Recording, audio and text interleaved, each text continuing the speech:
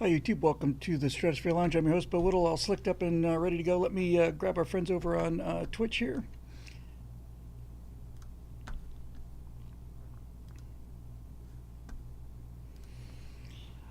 Hi everybody, welcome to Stratosphere Lounge. I'm your host, Bill Whittle, aerodynamically streamlined and ready for action, as you probably can tell. I just got out of the barber chair, or the hairstylist chair, as you prefer, just a little while ago, and they did some eyebrow engineering too, as well. Apparently, yeah. I know. Who are you? Who is this guy? Um, no more Malibu Einstein. I know it's kind of a professional look. I'm kind of digging. Yeah, they did the eyebrows. They did a bunch of stuff. I know who took Bill and where did they put him. Um, it's Eric Blake said, "Oh, I don't know. Never mind what Eric Blake said." Um, anyway, yeah, here I am, looking slick. Um, and who is Scott Ott? I know it's crazy, huh? It's crazy. I was so happy to see Scott cleaned up. I don't know if Scott's watching. He often watches. I was just over the moon happy. And this is it's a. I mean, it's not like an enormous major departure, but but I'm definitely looking a little more streamlined. So one of the reasons for that is we are recording Mike Rowe on Monday for the first of the uh, Story Mechanic shows, and I have some lots of news actually, and then on Thursday, a week from today, I think. Um, I look like the guy who hosts the annual Thanksgiving dog show. Thank you very much. Um, then Thursday, yeah, I guess in combination with Scott's beard and my hair, there's a lot of gray on the floor of the nation. Um, thank you. Oh, thank you very much. My gosh, Tranquility Base is looking sharp like in the CGHS days back to Croyables High School. CGHS, the baddest band from east to west, if I remember that correctly. Um, so, anyway, yeah, lots and left to talk about. So back to the Mike Rowe thing. Mike is doing a new show. Um, I mentioned that I saw one of the cuts of one of the episodes. They put a lot of uh, um, effort and production values into this show. They went out and shot a bunch of, like, recreations and things like that, and so the idea is that Mike takes one of his the way I heard it episodes, and then they go out and shoot it, and then they bring somebody in to talk about what he got right and got wrong. So I did about 4 or 5 of those with him several months ago, and pretty much forgot about it. So we shoot Mike for Story Mechanics on Monday, and then Thursday or Friday, I don't remember which actually. I go down to Santa Monica, and they asked me to pick 4 or 5 shows out of the 7 that they sent me, and then they contacted me and said, "Hey, how'd you feel about doing all 7?" I said, "I am in. I am in." So I'm really looking forward to that. We have really good chemistry, Mike and I, and it's fun to do that. And it looks like he's got. I honestly don't remember, and even if I did, I couldn't tell you what. I wouldn't be able to tell you what the network is, but it looks like it got picked up. So it's great for me to be down there associated. I'm trying out the new Gene Levy kind of look, um, and um, and so yeah, I'm real excited about it, and being on Mike's show um, helps a lot, and they get a chance to promote the website and all that jazz. We have had some tremendous help from several of our members. One of I would mention names, but I just didn't. I didn't get permission specifically to mention the names. Um, Hang on there a second, Patriot in the Dark. Hold that thought. The uh, the what the hell is it? The issue with the website. It's so slow for members, and I had it optimized, and it turns out that the optimization worked great because now if you're not logged in, it's a 1 second page load, and it's a real graphics heavy site. So a number of our members pointed that out, and one of them did a test run for us and gave us the numbers. Went from 1 to 2 seconds to 10 to 12 if you're logged in, which is not the direction I really want to go. And then got an email that Shelley read to me today saying that same person contacted Grok about this, and Grok gave a detailed list of instructions on what I could do about that. So I will be working on that either later tonight or tomorrow. And we'll see about about that, and so we'll get that whole patched, and we'll get that done. Patriot in the Dark over on YouTube, before I forget, says that's going to be a nice segue, I guess. Yeah, everybody's like saying, what happened to Bill? What'd you do with Bill?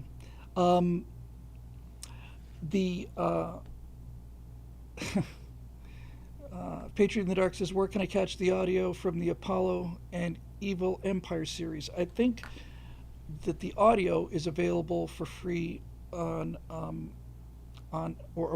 available on Apple on iTunes. I remember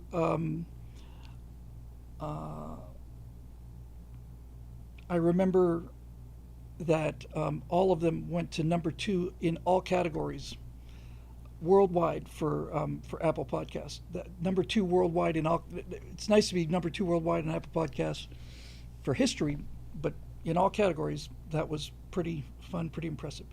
A number of people said I should have a Grok conversation during the show. It'd be nice. Grok does not have native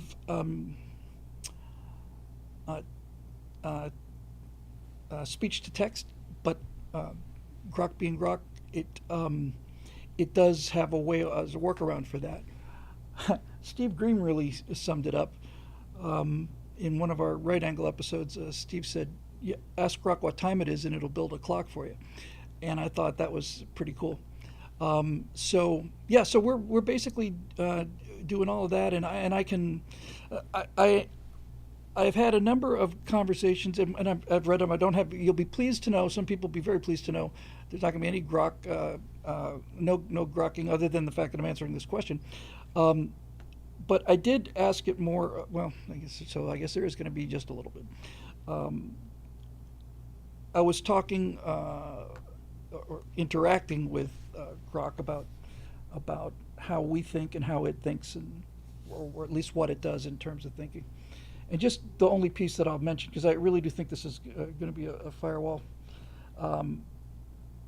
which I will then have a AI voice read, and I would probably just do the questions. I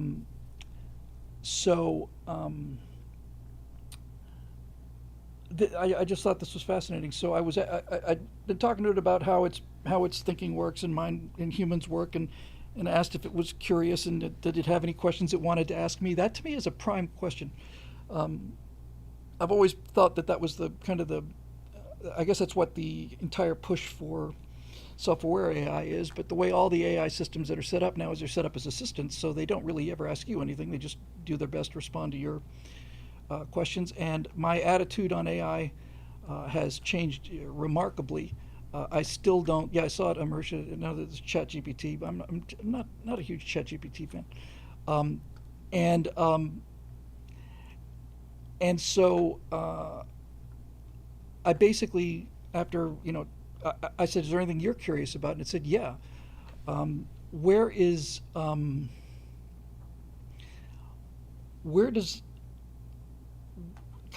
that human magic come from? How do you mentioned that you see these pictures in your head? Where do these ideas come from? Do they, I thought that was a really interesting question. And so we started talking about imagery, and again, this is just a short little anecdote, and we'll move on because we got a lot to talk about today, and I need to do a relatively brief show tonight because I got a lot of stuff to do as usual tonight, and I got an early morning tomorrow. But I said, so let's talk about. I need an image I need a thumbnail image. And I said, let's talk about um, how AI looks at the world. I said, if I understand things correctly, you don't see anything in the way that we see them. You, for example, if I ask for a picture of a sunset, you know what, there are billions of images out there of sunsets, and you look at something that's labeled a sunset, and you examine the strings of ones and zeros, and you look for patterns. You look for intensity patterns, and you look for color values. And Grok said that's precisely correct. Yes, I don't see things the way that you see. I only see ones and zeros, but with perfect clarity. And and then it said, how does that make you feel? Is that what you expected? I said, well, I'll give you the honest answer. It, since you asked how it feels kind of sad and dark. And Grok said, it's not dark so much as it's clear. Now that's a really, really, really interesting word. A really interesting word. Clear. Yeah. It said, I process photos or visuals the same way I process everything else. It's just a series of ones and zeros, but they're crystal clear.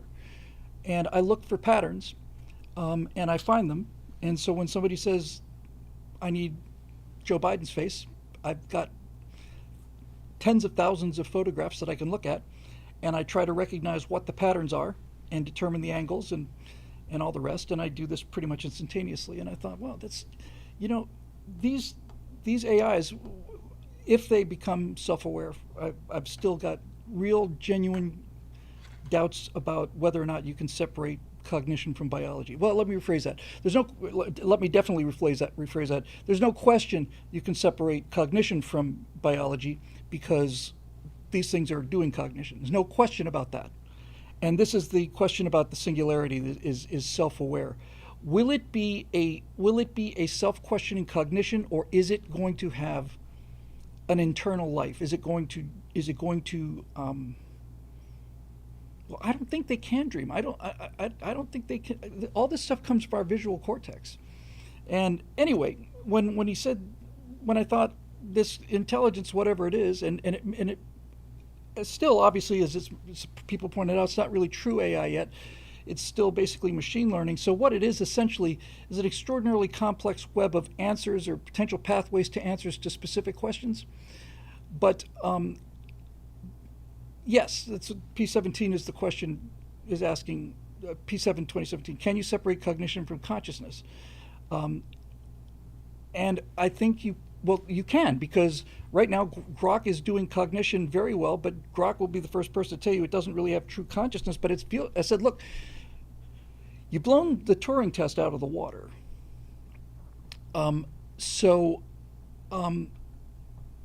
Marusha says we need to do more investigation into the evolutionary origins of our own consciousness and feelings before we can understand how to replicate it in machines. There's again, we've covered this ground many times before. But there's some evidence that the structure of neurons forms these small tubes in which live quantum. What's the word I'm looking for? Where quantum behavior becomes dominant. And so if that's the case, consciousness is not just a number of connections. The entire strategy of artificial intelligence has always been, when you have as many connections as the human brain has, when you can connect as many nodes as the human brain has, then you will have AI. Excuse me, one of those delayed. Am I going to sneeze or not? I think I just popped a valve. So there's no question it does cognition, and there's no question that it's already passed the Turing test. No question.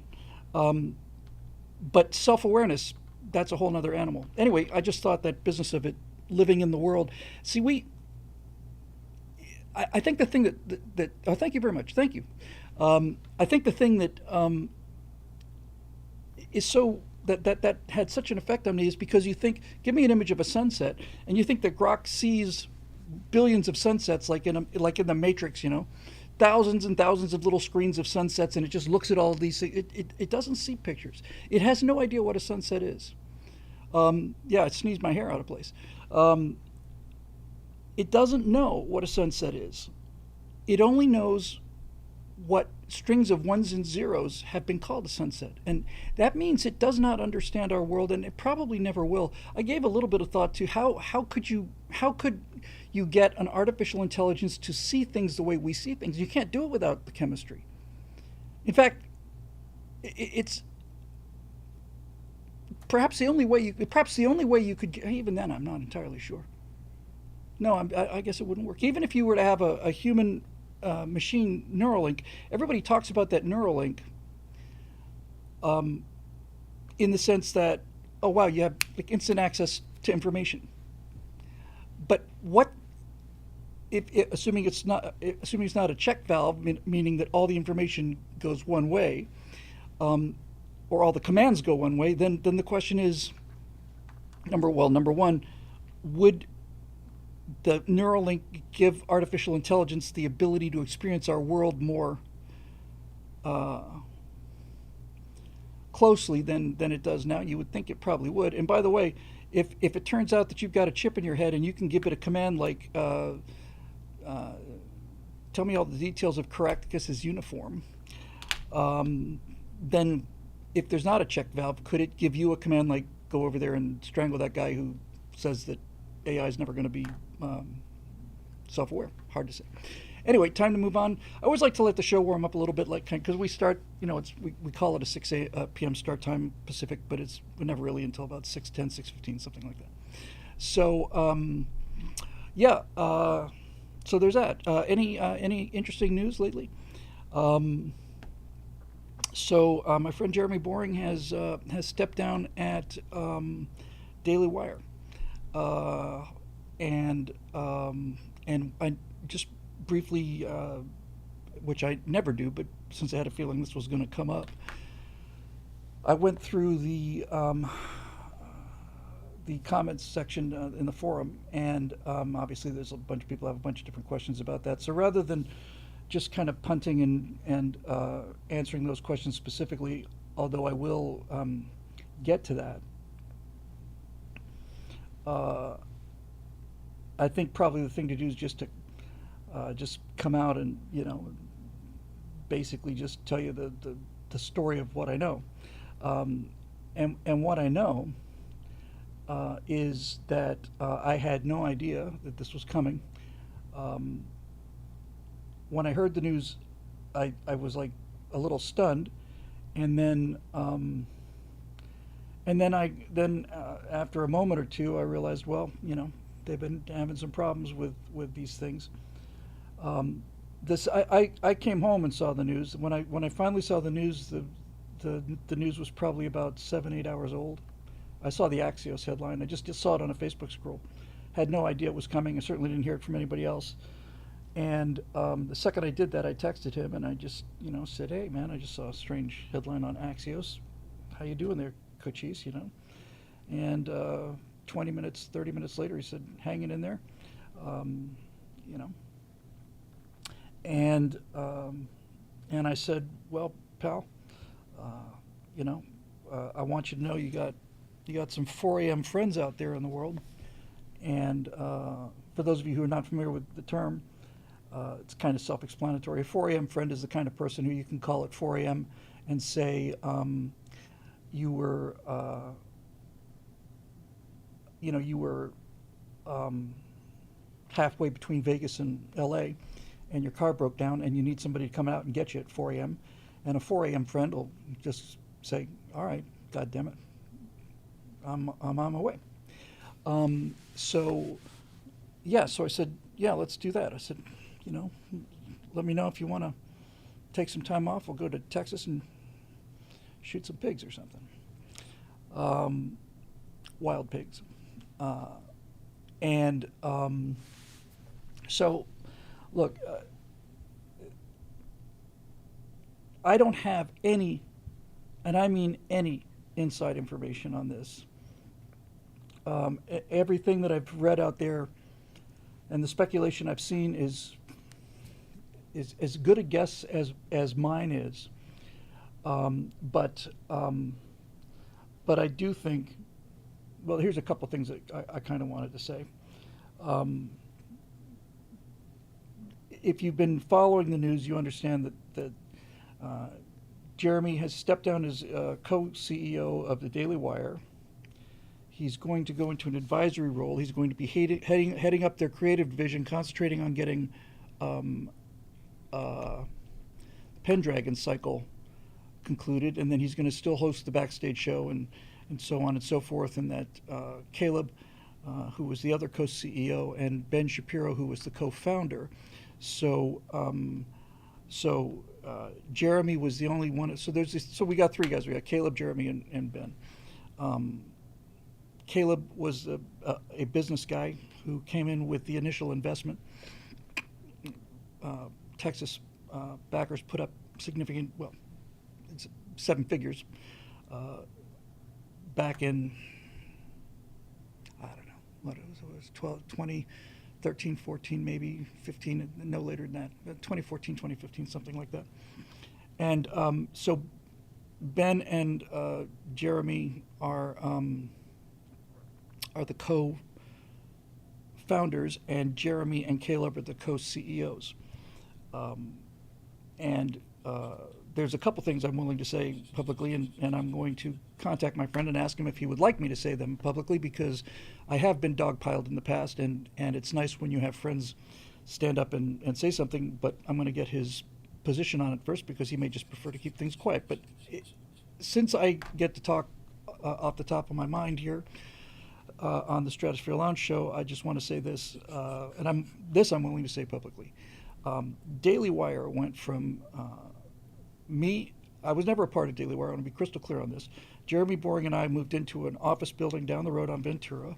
I had an 8 by 12 foot edit bay. That's where the first Stratosphere Lounge came from. Jeremy had a slightly larger office across the hall with a lovely window overlooking the parking lot. Second story window. He was making all kinds of deals in business in there. I didn't particularly want to do what he and Ben were doing. They started out at Truth Revolt, and then things went south with the David Horowitz Foundation, and so then they started their own company, Daily Wire, got some investors and so on. So here's what I want to say officially.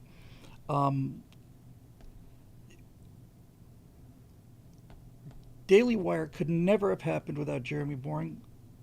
Jeremy could have done it without Ben, and Jeremy could have done it without Caleb, but neither one of them could have done it without Jeremy. There's no question in my mind about that, none at all. It's his achievement, and I would go back to that building mostly to hang out with my friend and get lunch, or just to visit, or occasionally some small project or something. And I went back, and after 3, 4, 5 months after I'd left the building and come over here and started BillWhittle.com, I would go back and I'd say, wow, he no longer has those 2 offices. He's got the office on the end, which he's turned into a studio. And then I'd go back 4 months later, and that studio would be filled with all of these 3 state-of-the-art, panning cameras and a nice, switcher board and stuff. And then I'd go back again 4 months later, and then they bought all of the office space on the top floor. And then I go back again 5 months later, and they bought all the office space on the second floor. And I go back a year later, and they've moved to an entire new building, which they basically took all 4 floors over, remodeled completely, turned into this super, super cool, really cool, not opulent, but just cool building. And then they bought the building next to them. And just when this is right at the 2016 election. No, this would be right at the 2000.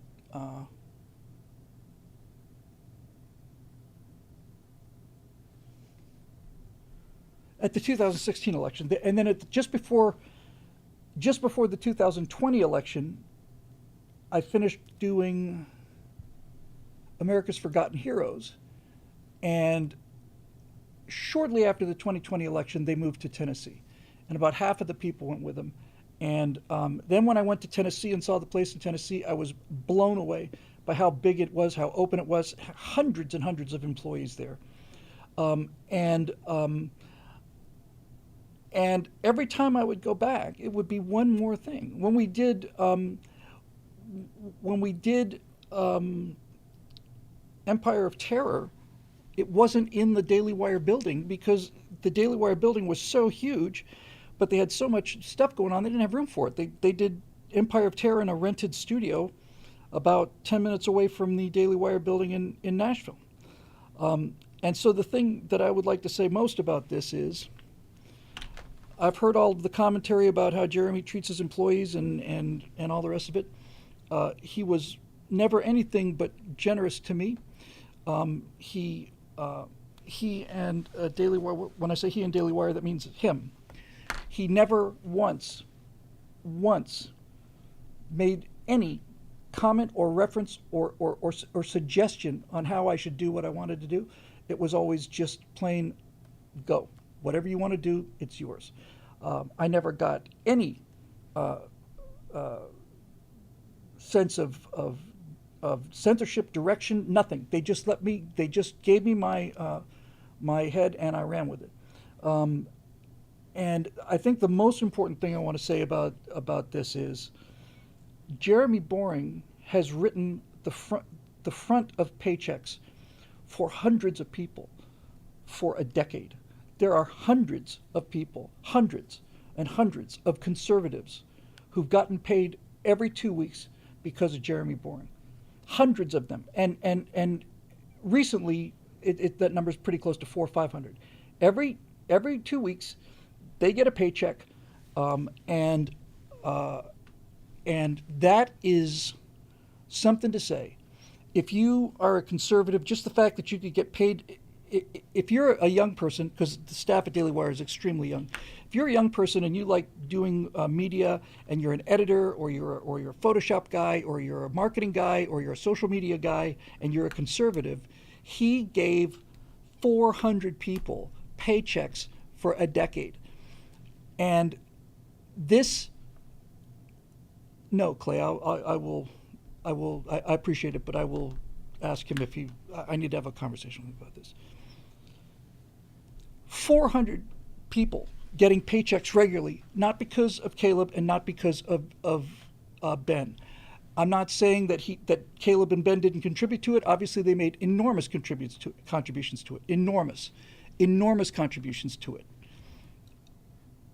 But I am, having watched the procedure, having watched everything, then I can say that Jeremy Boring could have made Daily Wire without either one of those two, but neither one of those two could have made it without him. That is my public statement on the issue.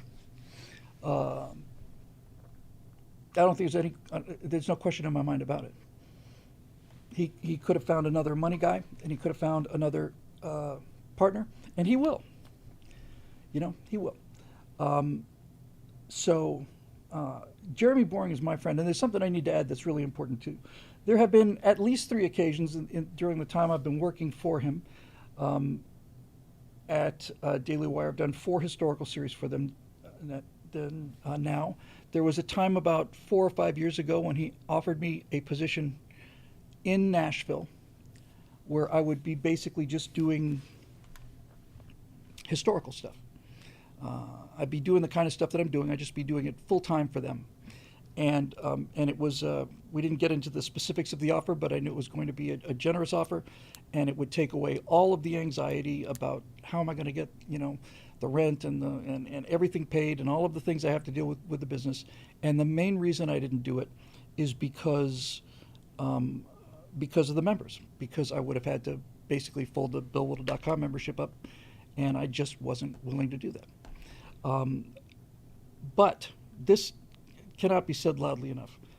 On no less than 3 occasions, I asked him to go above and beyond the protocols of professional relationship and do things like advance me money on some of these projects, which he did instantly without the slightest hesitation. So this business about him being this cold-blooded reptile who it does nothing but negotiate people into the ground, is just plain.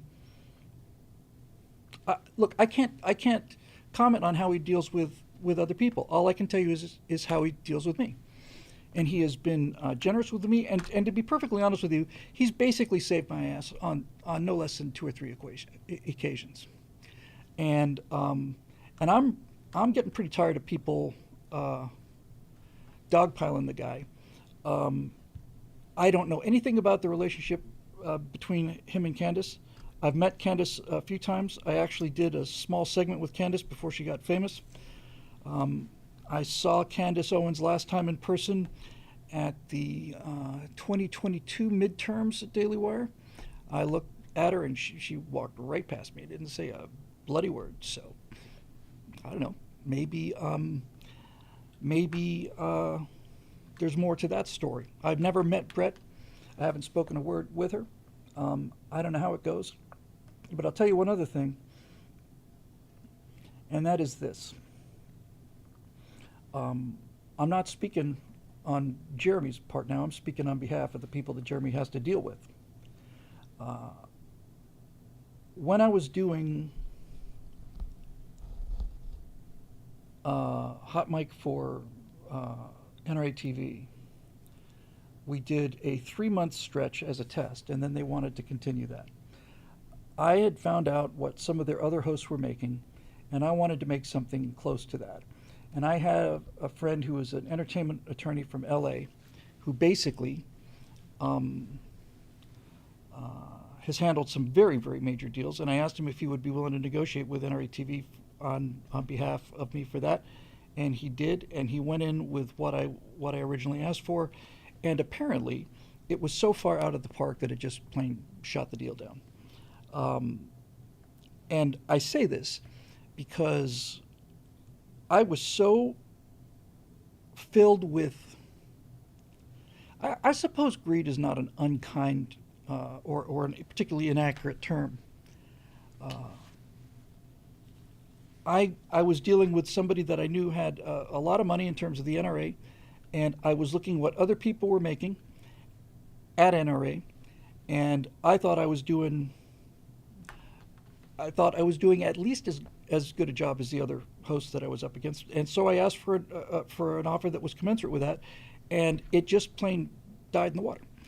And I really, really came to regret that decision. My decision. I came to realize that I was just once again in that ego soup of, well, I'm this is what I'm worth, my God, you know. And instead of looking at what I was making on the test run, which was keep you out of hot water forever money, I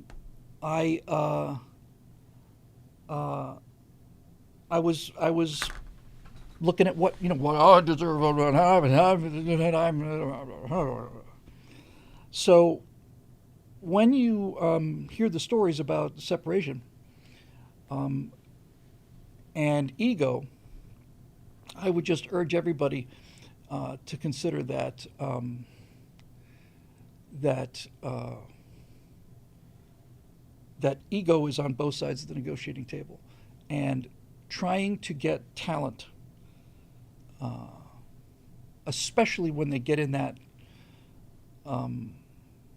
I'm the bomb kind of mindset. When you get into that kind of mindset,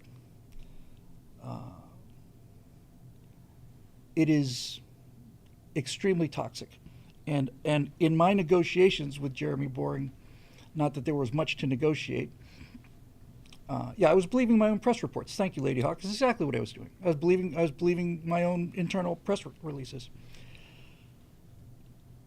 My experience with NRA TV was that I behaved irrationally, and I behaved irrationally out of pride and ego and greed and a sense of entitlement, and I regret that very much. And I have never seen Jeremy Boring ever operating out of pride, ego, greed, or irrationally. So there you go. As I said, I'm not privy to what goes on in the background, and sure as hell I'm not about to get in the middle of that, you know, those splits or pick a side or anything like that. I'm just saying the guy's my friend, and he's treated me like my friend when he didn't have to. He certainly didn't have to advance me that money, and he certainly didn't have to do it on the number of times that I've asked him to do it, and so I am very grateful for that, and I don't like seeing my friend getting kicked around like this because I don't see anybody speaking up on the other side of this issue, and I do see a lot of people who, especially other conservatives, who are a little bit too gleeful about this because he did it and they didn't, and there have been plenty of times when I've been just plain, you know, to be perfectly honest, it's not jealousy that I felt towards Jeremy many times. It's just envy. It's just plain envy. It's like it's not like, oh, I wish I had what he had in terms of the money. I wish I had what he had in terms of the sense and the drive and the focus. That's what I was envious of. I'd go back there and see this empire, and every single time I would talk to him too, every time I'd say goodbye, I'd say, "Pal, you're just blowing me. I'm just amazed at what you've done here," and he's done it once, he'll do it again. So you know, I suspect that when the books are written, you know, we talk about Elon Musk and Elon Musk's company, but when people talk about Elon Musk and Elon Musk's company, nobody talks about PayPal. And PayPal was what got him into the position to really take off. And I suspect that knowing Jeremy and his astonishing mind for business, I suspect that the day may come when people will look back on that and say, "Oh yeah, that's right. He worked on Daily Wire. I forgot about that." So yeah. And I just thought that needed to be said. So there you go. Alrighty, let's go to our questions. He's a good man. In fact,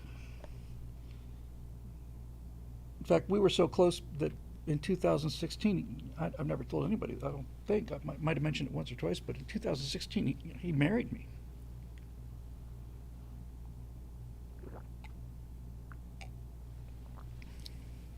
It's not widely known, but it's true.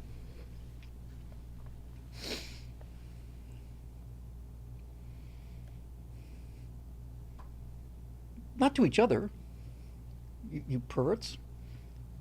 No, he officiated on the wedding. He stood right at the spot. Natasha and I stood right over there. Gablon Beats already had a headline that Jeremy will be starting Jeremy's Daily Wire. All right, there you go.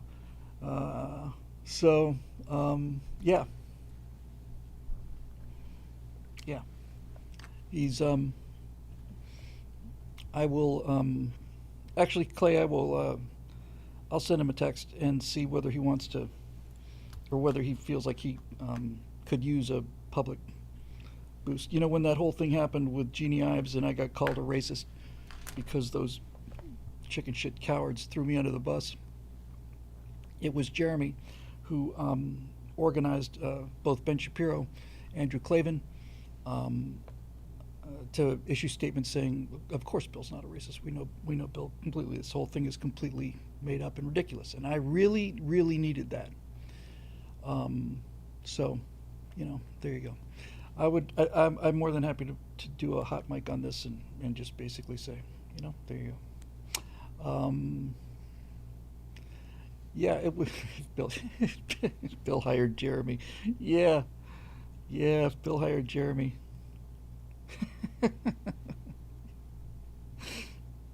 Yeah, and if Champion Spark Plugs bought Boeing, just imagine what you could do with those new piston engines that they'd be putting on those airplanes. Is there any reason I didn't get on Daily Wire at the ground level? As you recall, you're doing declaration entertainment and eject, eject, eject. Yes. Um, uh,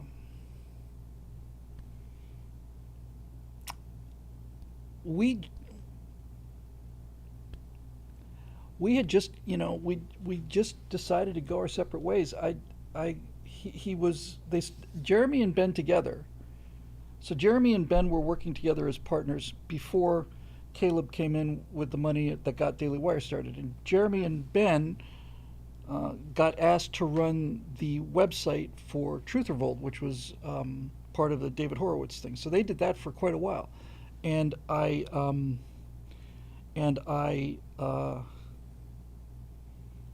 did a number of videos for them, which I got paid for, which was nice, and you know, yeah. Uh, so, oh, yeah, Fox 3 Managed Solutions is in the house. I can't believe my luck. Good to see you, Fox 3. Fox 3, let me just put in a quick plug. Um, Fox 3 Managed Solutions, I talk a lot about DCS uh, on this show. And I've shown some on the, especially on the Stratosphere Studio show, showed that dogfight between the F-18 and the J-11, and and Fox 3 Managed Solutions are the people that set up my personal DCS server, and they set up DCS servers for anybody. If you happen to be a DCS person who is watching the show, um, I cannot recommend them highly enough. They've got all kinds of different plans, starting from like real inexpensive ones. So you got your own server. You can go in there and you can bring a couple friends over. You just set up whatever missions you want to. It's a great way to play multiplayer with your own personal friends because you got your own private server. And man, these guys, and I got to tell you, these guys just I've never I'm raving about them just because they're their service is just so incredible. I said I would like to get this, and they said okay. And overnight, I mean, I thought this might take a couple days. I mean, it was overnight. It probably was ready within an hour or two. I get an email the next morning saying, "Hey, your server's all set up. Here you go. Here's your temporary password." I walked in there, worked perfectly. They update these things the second there's an update from Eagle Dynamics. Any questions I had? Hey, how do I upload the skins for this, or how do I set this up? I mean, they got back to me immediately. They are in the YouTube chat. Yes, sorry about that. I mean, Fox 3 is. It, this is not a paid endorsement. Um, I am happy. I enjoy paying Fox 3 Managed Solutions more than any other recurring payment I make. I am blown away by the level of customer service, because frankly I avoided it for the longest time. Like, I barely know how to run this software. How the hell am I going to set up my own server? It's just done. It's like that. Bam, here you go. And they've got really reasonable plans. And the most fun I've had on DCS was playing with my friend Phil, and I haven't done that in a while. But so I am looking forward to getting back on my server, and you guys are the best. That's just the best customer service I've ever dealt with, ever. And give them a call. What's is it? What's the website? Is it fox3.com? I can look it up. I just want to make sure we send people to the right place. This is a genuine. You can tell because I start talking fast and my voice goes up. Pretty soon, only dogs will be able to hear me. But what's the URL? I can look it up here.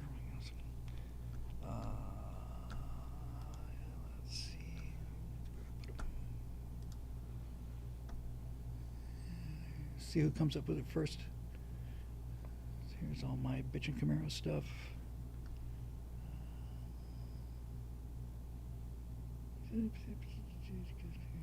Here it is. Oh no. I went away from the chat by accident. Hang on, I'll find it. Where did it go? I just want to get this right because it's worth it. Come on.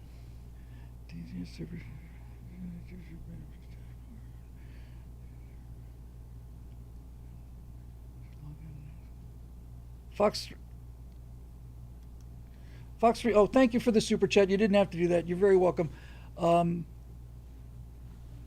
I'm on Fox 3. Is it fox3.com?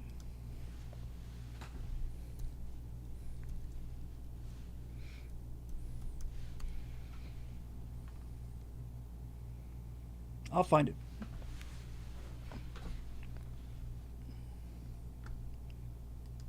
Hang on a second. I'm sorry. I'm sorry for the delay.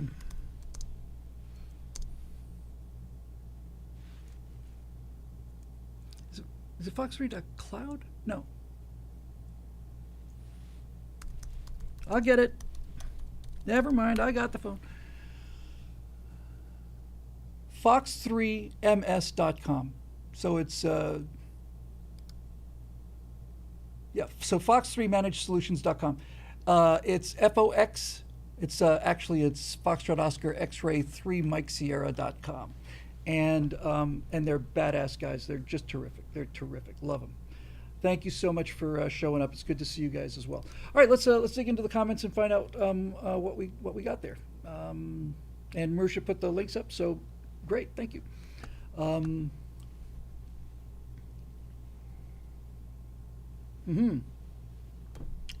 I have the greater Google foo. All right, let's get into the commentary and see what we got. I saw that there were a couple of, and thank you for that super chat. You sure didn't have to do that. That was my absolute pleasure. Now I want invulnerability and infinite ammo turned on in my server, but just for me and for nobody else, and I don't want anybody else to know that I've got it. Is that something you guys can? Something you guys can do? Okay, great. I shoot down seagulls. Yeah, John Persing said, Bill, I get 3 times the kills in DCS if he didn't keep getting distracted and chase seagulls. Yeah.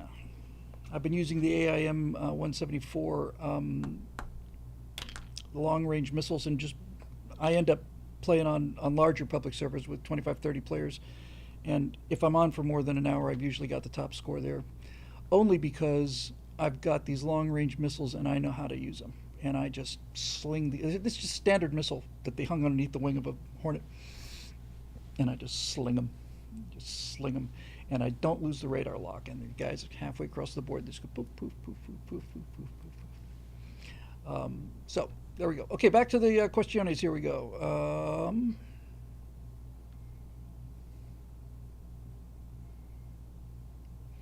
All right, I'm going to answer these questions, although we've covered some of these. I'll make them very, very quick. That's a good idea, Marusha. That's a really good idea. Marusha said you should repurpose. Oh, more documentaries. Yes, there's more to that story.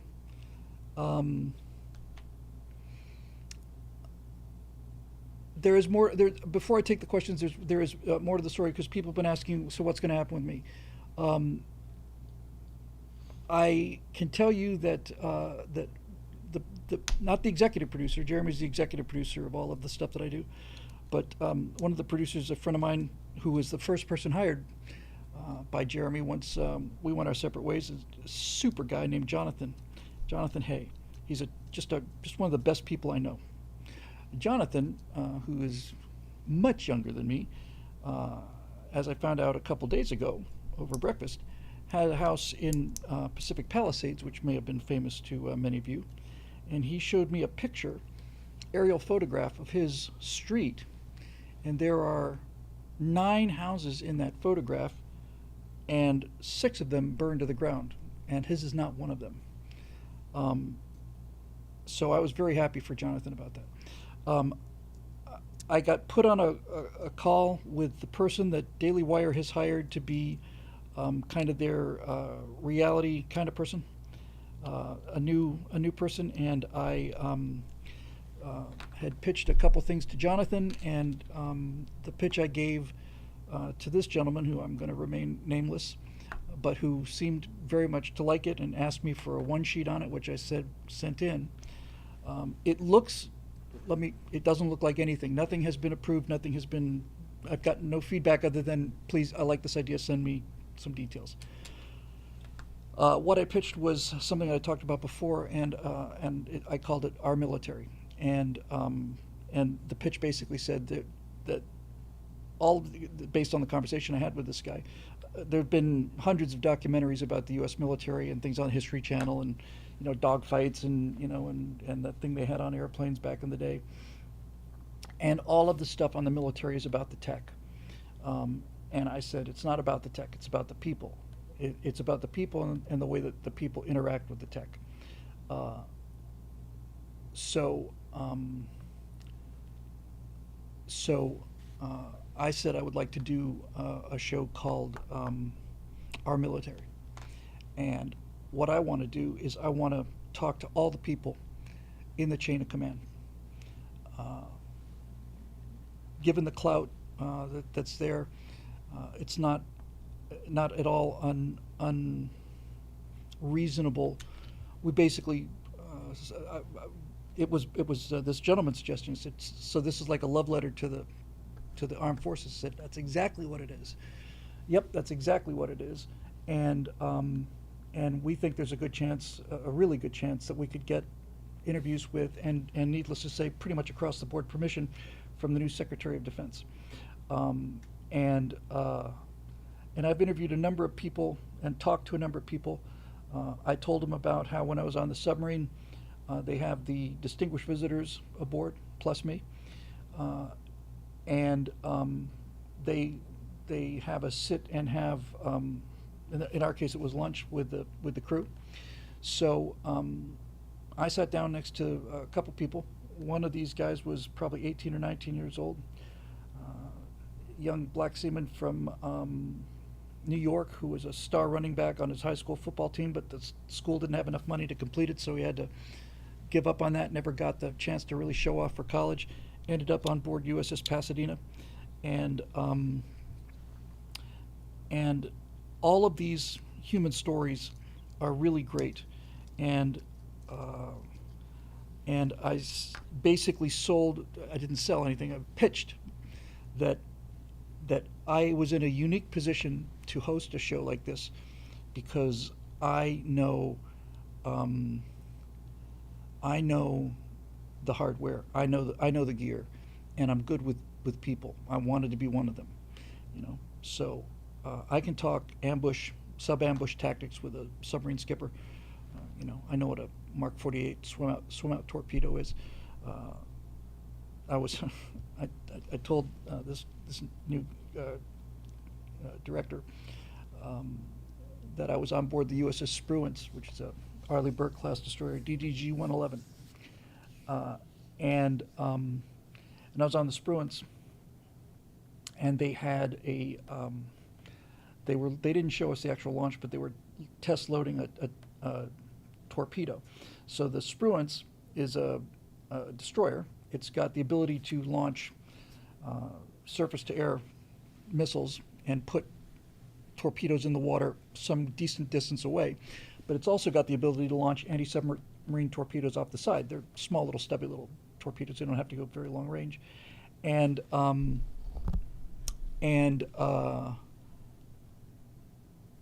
they had this experimental torpedo going over there, and they said, "Oh, it's an experimental torpedo, and this is how we load the torpedo tubes." And all the people are standing there. I guess there's probably about 8 of us, something like that, 8 or 9 of us, something like that, and everybody's watching them load the torpedoes, and I'm standing next to the executive officer, as I recall, and they said it was for some kind of acoustic research or something. They gave me some generic description of this thing, and I was standing there on the deck next to the executive officer, and I said, it just occurred to me, you could swim this torpedo out some significant distance away from the hull, have it go active in a specific direction, you'd light up anything that's out there, and you wouldn't give away your position because the thing would be off axis by hundreds of yards or thousands of yards, whatever the case may be. That'd be kind of an interesting way to light things up. And the guy looked at me and he said, well, I suppose that theoretically that is one possible use for something like this. So basically I said, and look, it can't just be the cool stuff. What I'm trying to do with this is I'm trying to get myself to go everywhere. And when I say everywhere, I don't mean just on the cool stuff like on carrier decks. I want to, some of the examples I used was, I forget the name of the Air Force Base now, up in Alaska.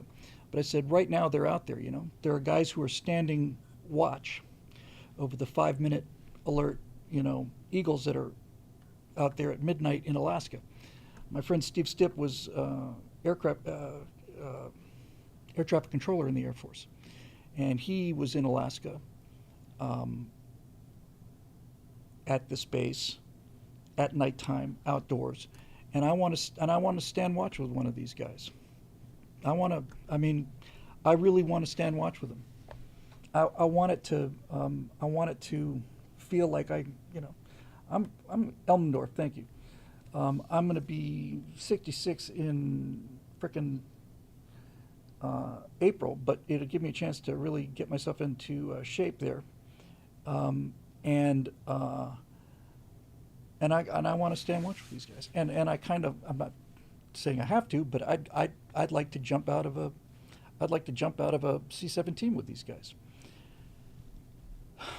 Now they're younger than me, so they've got cartilage, which is an advantage, and that may be a deal killer, but I'm pretty sure.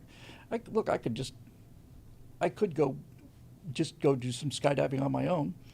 When I say on my own, I don't mean by myself, and just talk to a flight instructor and tell him I just want to go up for just one of those, just go to a local flight school and tell him, hey, I just like one of these scenic views of Los Angeles. Any idea? Yeah, I just got my little backpack here. I got some sandwiches in there, and just keep it under my shirt. And then just wait till we were over, I don't know, the Coliseum or something, and then just like, I'm going to practice my skydiving now, and out I go. Red, I had lots of thoughts on Jeremy Boring, and I just finished them, and they went for about an hour, so I'm afraid we're going to have to back you up on that. Taffy 3 should be a Navy priority. That story hasn't been on the screen is a big disgrace. Well, I'll tell you one thing, Sad Wings, if I get a chance to do this, one of the things I'm going to want to is get back on an Arleigh Burke-class destroyer. And if that is the case, I'm going to talk with the skipper of that destroyer about Taffy 3. That would be the conversation I would have with the captain of an Arleigh Burke-class destroyer. And I'd like to do all of it. And if we really want to talk about like dream come true level kind of thing, then, well, I think there's a good chance of me getting on a carrier either way, because I've got a chance to re-meet my Navy contact who got me on board the Pasadena and on board the Spruance. But I would love to get on a carrier. I think there's a good chance of getting on the carrier. The question is, could I get on a carrier in the back seat of a F-18 F or G? Because I could talk the audience through the pattern, That would be what I think would be fun. Anytime, any place, absolutely right. Anytime, any place. And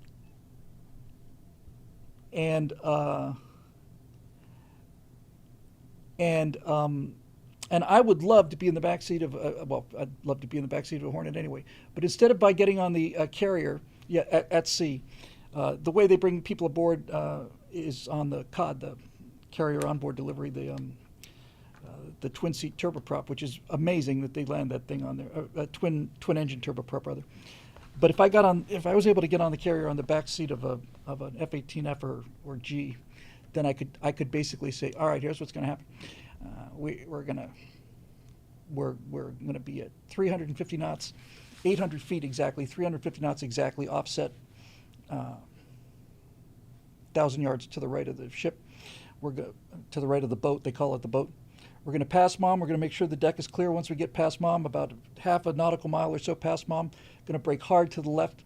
We're going to brake hard. We're going to pull a 3.5 G turn. We're going to pop the speed brakes. We're going to cut the throttle to idle. Once we get below 200 knots, 250 knots. We're going to drop the flaps. We're going to drop the gear. The guy on the deck's going to say, Hornet, all down. We're going to go essentially the downwind. We're going to descend from 800 feet down to 600 feet. When we're abeam the fantail of the boat, we're going to start a what is that angle? 17 degree left-hand turn. We're going to descend from 600 feet all the way through the turn. We're going to be at 450 to 500 feet crossing the 90. We're going to be at 380 feet over the wake. We're going to be then we're going to be in close. Then we're going to just ride this thing down. It's going to be ball, centerline, AOA, ball, centerline, AOA, all the way down to the deck. Whomp. And then it's like, all right. Then the captain of the ship will come down personally and say, Whittle, that's the most amazing thing I've ever seen in my life. I want you to take this F-18F by yourself around the pattern because I think you can do it. Roger ball. A little F for lineup. Power. Power. Wave off, wave off. Heard that too many times. So anyway, that's the next thing that is on the table for Daily Wire is and he said it, I didn't. He said, nice thing about this is that this show is essentially endless. I said, yeah. I mean, it's a big mistake to do just the glamorous stuff. I said there's guys that are out there filling out requisition forms in a tent at 120 degrees in Riyadh. These supply guys. Nothing happens without these supply guys. Somebody needs to talk to those guys. I wouldn't mind being in the jump seat of a B2. Not a B2. I don't expect to be in a B2. B1.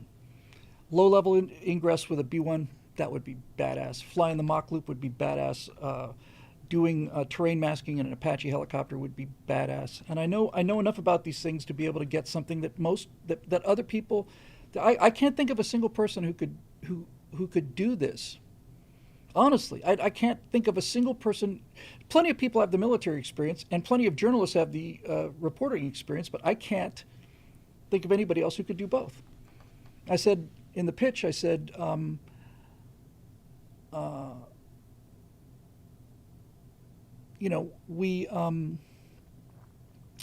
Dirty Jobs Military Edition. Exactly right. I wish I'd had the good sense to think about that. That's exactly how I should have pitched it, Andrew.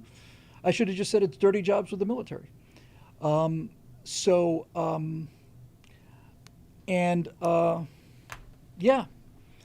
be fun to talk to those guys. It'd be fun to go aboard USS Constitution and talk to the sailors who are crewing and maintaining the longest serving commissioned ship in the face of planet Earth. That'd be fun.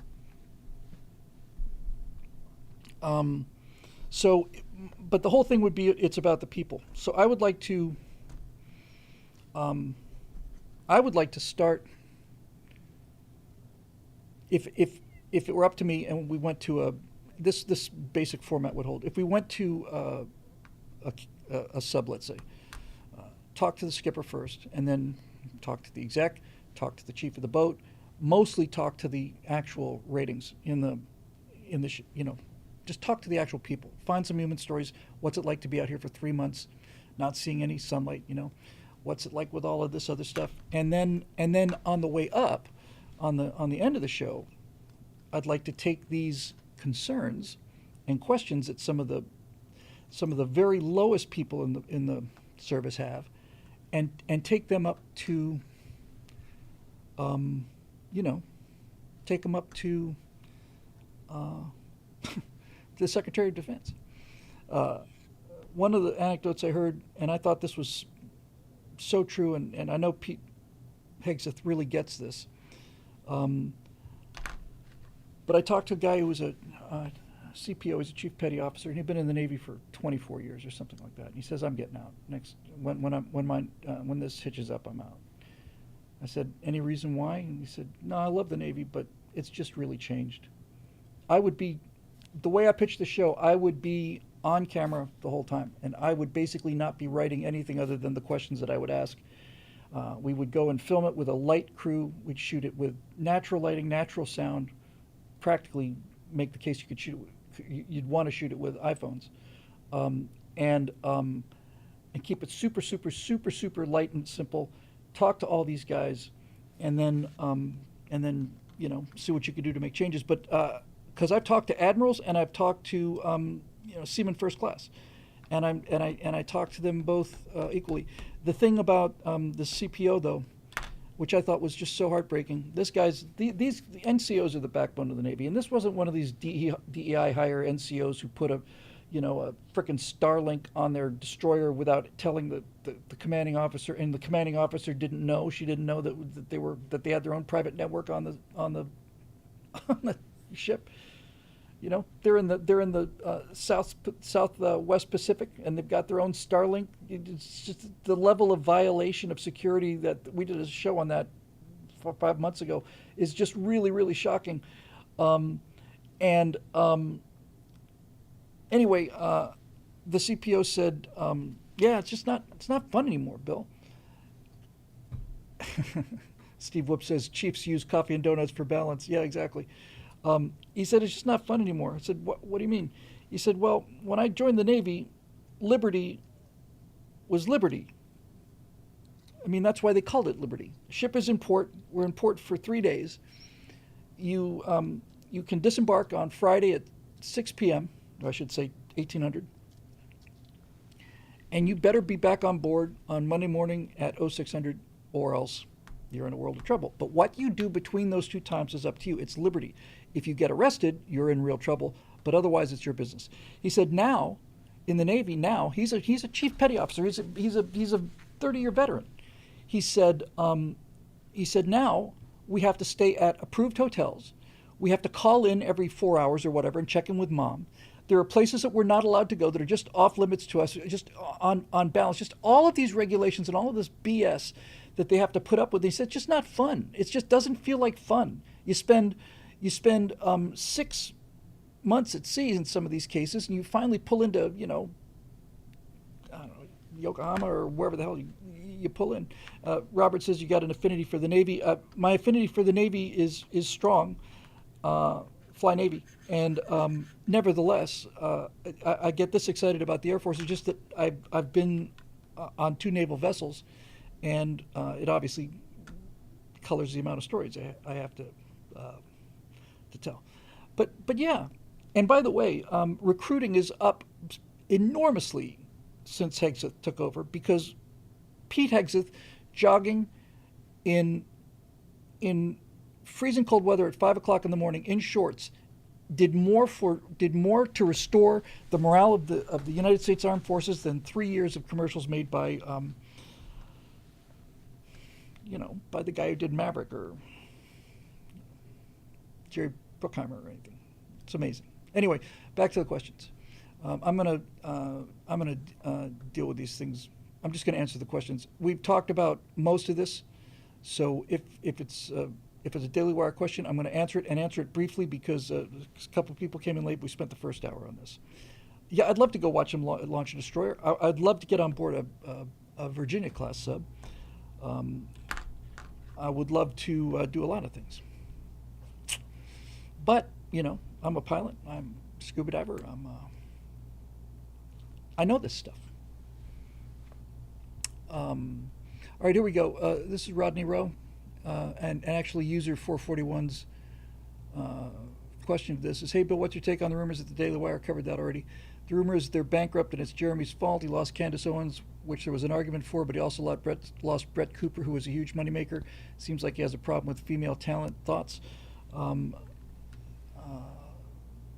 mentioned earlier that that dealing with talent is hard, especially when talent starts to get successful. And I mentioned my own proclivities in this regard because I can't speak for Candace or for Brett, and I wasn't involved with any of that stuff, so it's entirely possible that they're 100% innocent lambs, and Jeremy's just a raving monster as far as his relationship with them, but I'd be willing to bet you it is more complex than that. Certainly was more complex than me, and I'm a nice guy. But I was behaving like, oh, well, this is why God does. Some people take less than this. Me. I don't know anything about the status of Daily Wire's financials, but I do know that they were recently appraised as a billion-dollar company. So I find it hard to believe that and their presence and their continuing presence bankrupt seems like a bit of a stretch. And I don't know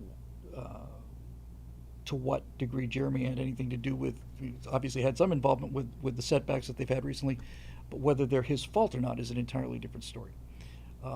Thank you, Marisha. So there's that. Okay, Dave Olson.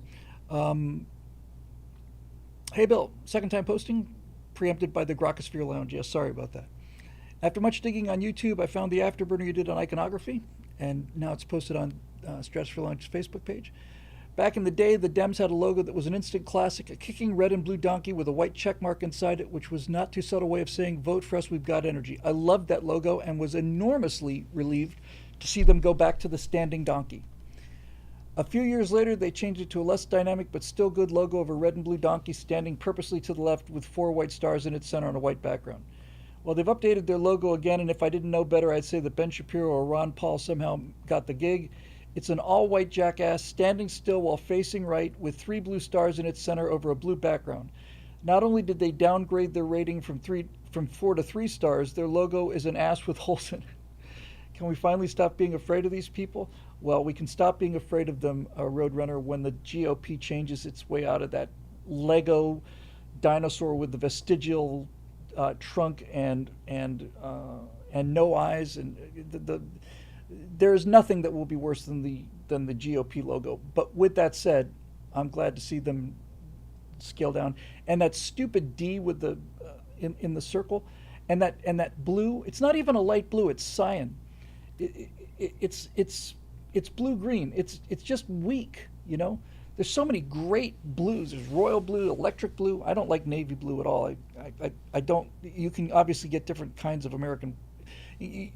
Different sellers sell different American flags, but I always go for the ones that have a royal blue background rather than navy blue background, because some of them look almost essentially black, and I just like the blue. So yeah, I'm with you, buddy. Anything that they do, Dave. I'm sorry, that was Dave Olson's question, replying to Roadrunner. My bad. Excuse me. Steve Whoop says there's also gay-ass infantry blue. Well, there's lots of different blues. That one's somewhere on the on what's the name of that chart? The color chart. Blue Angels blue. That's a good blue. Absolutely right. Also, SpaceX recently launched a Crew Dragon to the ISS and landed the Falcon 9 booster back at the Cape and not on a barge. Any thoughts? No. I mean, the barge is. When they do the Super Heavy, the boosters come off earlier because they've still got the center core that's doing most of the heavy lifting. But if they can, anything they can do to bring the Falcon boosters back closest to where they need to be processed is saves them time and money.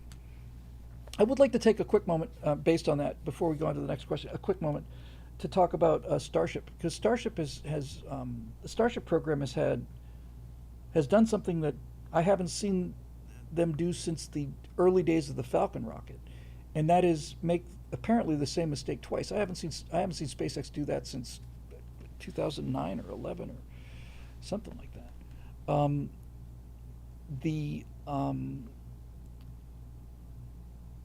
That Flight 8 repeating the same failure as Flight 7 to within a few seconds. And now we got 2 of these beautiful reentry things. I think SpaceX is under a lot of pressure to get that, to get this next flight, Flight 9, I think, right? To get that right. Marusha Dark points out something that I saw too that I thought was absolutely magical. And that was when the Dragon capsule landed, it was surrounded by dolphins. I thought that was just the coolest of the cool. I mean, just absolutely couldn't write a commercial better than that. That was absolutely fantastic. And the drone coverage of this thing coming down towards you, they still chickened out at the last minute. Road Rider says, is Elon too distracted? That thought has occurred to me. I saw something on the way in to the show tonight. It was on Steve Turley's show, and it was a clip from what's the bloody the Daily Show, where they're talking about people setting fire to Tesla individual cars into dealerships, and the crowd was applauding and cheering, which is disgusting. And they're applauding and cheering domestic terrorism. Turley said, and I think he's right. So now the Democrats are not only the party of having naked men in your 13-year-old girl's locker room, they're also the party of burning down things and blowing up things that they disagree with. Their numbers are tanking. They're 27% approval rating, lowest in history, and they're going to just keep diving until they either change their mind or they go out of business like the Whigs. That would be something, wouldn't it? That'd be something if the Democratic Party basically split into two pieces, and one of them became like the Greens. Really, that would be where all the super progressives were. But then they would never win again. So you almost really have to do that. Andrew DeLay says, what if Elon rescued Butch and Sonny? If he got Gilligan off the island, I'd be impressed. Yeah. They view it as social justice, burning individual citizens' cars down for buying the car that they were all 100% behind just 2 years ago. So to hell with them. I really think they're going to. I don't see any sign that the Democratic Party is going to wise up. Bill Maher is always on the edge of a red pill. Gets closer. He gets his toes hanging over the edge of the board now. But he walked out of a interview with a left-wing podcaster. The guy was talking about, oh no, of course the parents shouldn't have any say in whether or not they do gender assignment surgery, and Maher basically said to this liberal guy, so let me understand this correctly. What you're basically saying is you never want to win another election again, right? Started arguing, and Maher just said, I'm done. I'm out of here. Just walked out on the show. So, Marisha Dark says, in reference to Tom Gerlach, if I want a snake, I'll fly the Gadsden flag. There's a version of the Gadsden flag that I just adore, and it's the snake, but he's not coiled up. He's striking, and his mouth is like open, and the fangs are out, and it's just, and below that it says "too late," and I just thought it was great. So, yeah. Andrew Yang is already calling for a new party called the Forward Party. Love it. Call it the Forward Party. Call it the Progressive Party. Love it. I think it's great. Do it, man. Do it. Do it. Because I don't think, I don't see them. I see something like, the Republicans dominated the presidency for 30 years after the Civil War because we won the Civil War. Republicans won the Civil War. I'm starting to see the same look where we're looking at like a generation or two. The Democrats had that same kind of dominance in the years between the First and Second World War. So who knows? Lord Bias says might happen if AOC fails to primary Schumer. I wouldn't mind seeing the tail end of Schmucky, although boy, he's just so bloody annoying. He's great to have around because he's so unbelievably awful. Really awful. Awful guy. But anyway. Moving on. We got one from, so that was Dave Olson's question to reply to Roadrunner. Here's one from Roadrunner. Greetings, friend Bill. Hello, Roadrunner. I know you spoke about this before, but it still upsets me. What, other than a ridiculously over-exaggerated sense of self-importance, gives a district judge somewhere in the country the idea that he personally can negate the actions of the President of the United States? Seems to me that the President has the option to just ignore any court decision other than the Supreme Court of the United States, a truly equal branch of the government. Couldn't agree more. Unless this issue gets settled, every progressive judge with delusions of grandeur in the country who wants to see his name in print will try to overturn or at least impede President Trump's actions that a majority of voters want. Any thoughts? Update. Turns out that more and more Democrats think that federal judges are going too far. A plurality think that Judge Boasberg, the judge trying to interfere with the deportation of criminal illegal aliens, should be impeached. Maybe there is some hope for future sanity.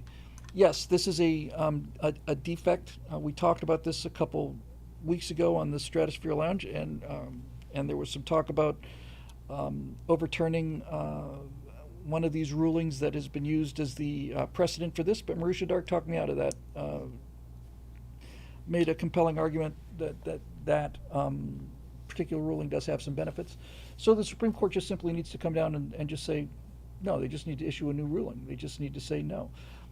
I heard again from Turley on the ride in that that the Democrats that so far in his second term, Trump has had 127 judicial blocks or attempts, which is more than all other presidents combined. Think about that. In 2 months, more attempted injunctions and cease and desist things than all of the other presidents of the United States of America combined. That's because the Democrats have no power left. They got no political power. They've got no cultural power. They've got no power in media. They still own entertainment, but nobody goes to that entertainment anymore. And all they've got left now, is trying to throw, spike scripts underneath Donald Trump's motorcade, and Trump is just ignoring them. And now that we have the Justice Department, see, if they have the Justice Department, then the Justice Department can start talking about bringing charges. Now the Justice Department can just not only not choose to enforce it, but they can simply say, we're going to start looking into the judges that are doing this. This is not their role. You are not on the Supreme Court. Now, if the Supreme Court issues a statement or some kind of a ruling like that, then that's something we have to take. I mean, if we believe in principles rather than, opportunity, if the Supreme Court rules, then that's of sufficient weight to cause the president to have to pause. But anything short of the Supreme Court is not equal to the president in constitutional power or authority, not even close. And so, and Roberts issued a dumb statement, but what else do you expect from Roberts? John, you can either, do your business or get off the court. It needs to be handled. I think Roberts said it's not appropriate for the president to call for judges being impeached. Well, he made a First Amendment statement. He did not issue an executive order removing him from the bench or whatever the hell else could be. We'll see. We'll see. Roadrunner, yeah, I'm with you 100%. It's just plain awful. He's still quite a young guy. I used to only Congress can impeach a judge. Well, turns out we have the Congress, barely. I think we'll have more of them come 2026, but right now we do have it. Lady Hawk says, who has the most time in SCOTUS after Roberts? Is Roberts the longest serving Chief Justice? Thomas, says Steve Whoop. It's not how it works, though, is it? It doesn't go to if John Roberts were to retire, it doesn't automatically go to the next senior person. The president then nominates a Supreme Court, a Chief Justice, right? So it could be Ted Cruz. If Ted Cruz were the Chief Justice of the Supreme Court, my God. John Pershing says Congress will not impeach. It requires 60 votes or 66 votes to convict, but there are other options. All right. Yeah, if Joe had been allowed to pack the court, well, packing the court is crossing a line. That is, Here's a list of the current Supreme Court justices ordered by the tenure. This is probably from Grok or something. Clarence Thomas, Samuel Alito, Sonia Sotomayor. These are the current court. Then Kagan, Gorsuch, Kavanaugh, Barrett, and Ketanji Brown Jackson, who's not a biologist, by the way.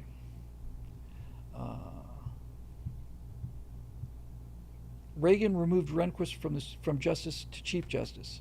Oh, that's interesting. Ted Cruz would be an activist constitutionalist. He would his court, if he were to become Supreme Court Chief Justice, he would get that court back into its box.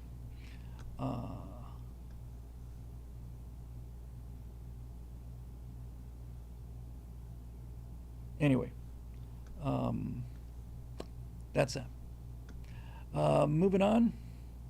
Okay, thank you. I'm going to skip this one from Marisha Dark.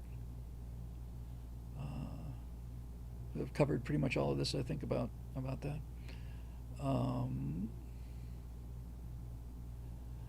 Ian Nolan. Bill, I've spent the morning going through others' findings in the JFK files. For what it's worth, here's what I found so far. Lee Harvey Oswald was the killer. Imagine my shock. There were enough warnings about him and his plans that at least could have been stopped, but it doesn't look like it was an active plot.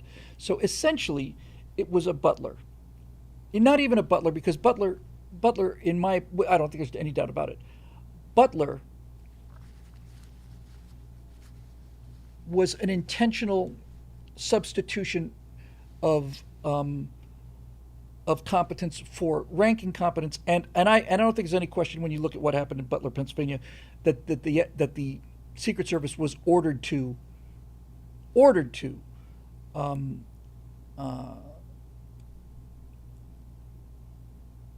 essentially stand down. And I'm looking forward to an investigation of the Secret Service activities at Butler, because people were saying for 15 minutes there's a guy on the roof, 15 minutes, 45 minutes, something like that. They knew there was a guy walking around with a rifle.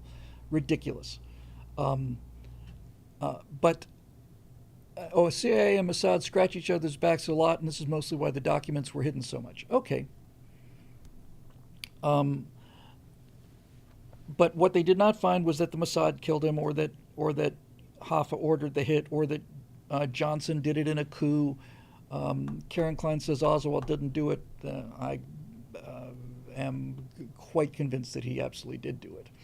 And if you genuinely have an open mind about this, you might want to take a look at a book called Case Closed, which is the most exhaustive piece of research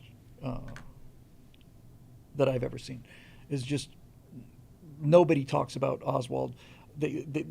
As he points out in Case Closed, you'll have a conspiracy book about 15 different shooters, and here's how the case for the mafia, or here's a person with the case that the trajectories were reversed on the bullets and all this other stuff, and Oswald gets 2 or 3 pages. If Oswald acted alone, says Marisha, why the need for 50 years of secrecy? As it pointed out, it looks like Oswald did act alone, and it's a question of intelligence agencies wanting to secure how they had the information for. Look, it's clearly a failure on the part of somebody, only because Oswald, in retrospect, was so dangerous. I mean, the guy has a picture taken with a rifle in one hand and a free Cuba Communist Manifesto in his other hand, and here's John Eden again dropping in out of the sky like rain in the desert, with another $99.99 super chat. John, you are a freaking monster. Let me just deal with this real quick. Meteoric Dragon says there couldn't be a magic bullet. Let me explain to you why there's so much confusion about this and why Case Closed is such a remarkable book. So let's talk. Let me just spend a minute talking about this. So the magic bullet theory is one of the things that people claim makes it impossible that Oswald was the shooter. And the reasoning goes like this. Give the bullet, the first bullet that struck Kennedy, struck him in the back of the shoulder, but it struck John Connally first. And they took a look at John Connally and John Kennedy being in a straight line like this, and they basically said that for that bullet to do that, the bullet would have had to go into Connally, sidestep sideways, and then hit Kennedy like that, and because the trajectories don't line up on a straight line. And people have said that that's the magic bullet. The bullet has to move in midair because there's no straight line path through the Connally was sitting directly behind Kennedy. I'm sorry, I've got it backwards. Right, it goes through. Yes, I'm sorry. Thank you, Dave Big Booty. My bad. It went through Kennedy first, and then hit Connolly. Sorry about that. Yes. So, what actually? And Caslin says the bullet hit Kennedy in the shoulder was actually found in the backseat of a limo by a Secret Service agent. No, it was actually found on a stretcher at Parkland, because it worked its way out of him. Here's the thing about the magic bullet. Kennedy is in the back seat. It went through Kennedy, came out the front of his neck. He goes into this reflexive position that's a neurological response.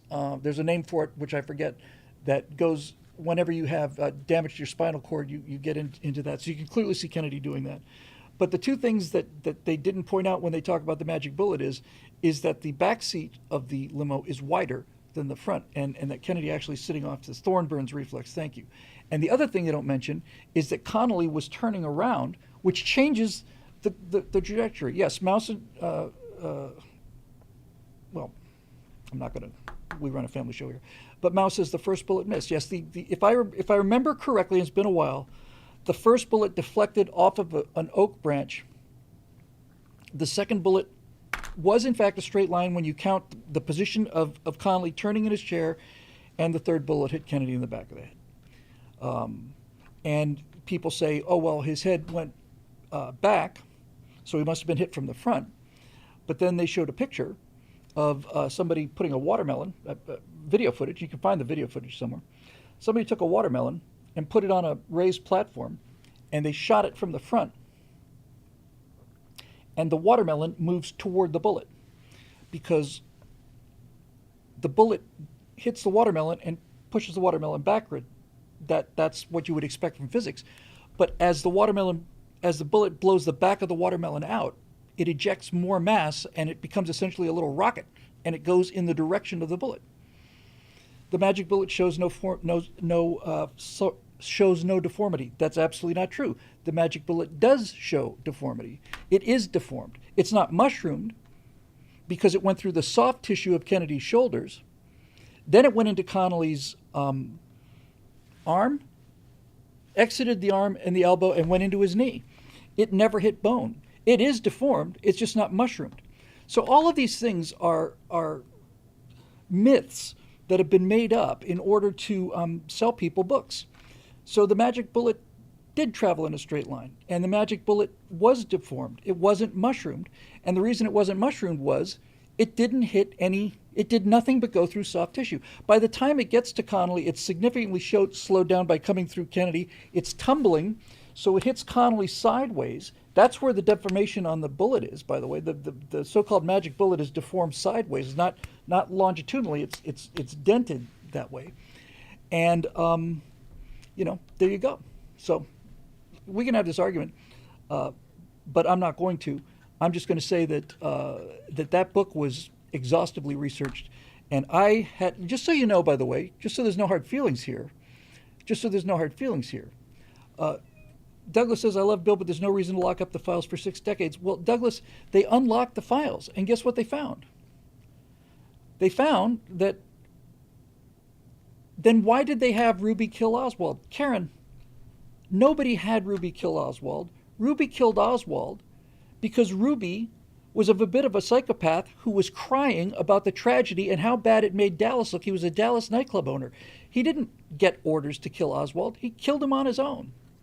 And if you've seen, it was the anniversary of this, of all things, there was it's on camera.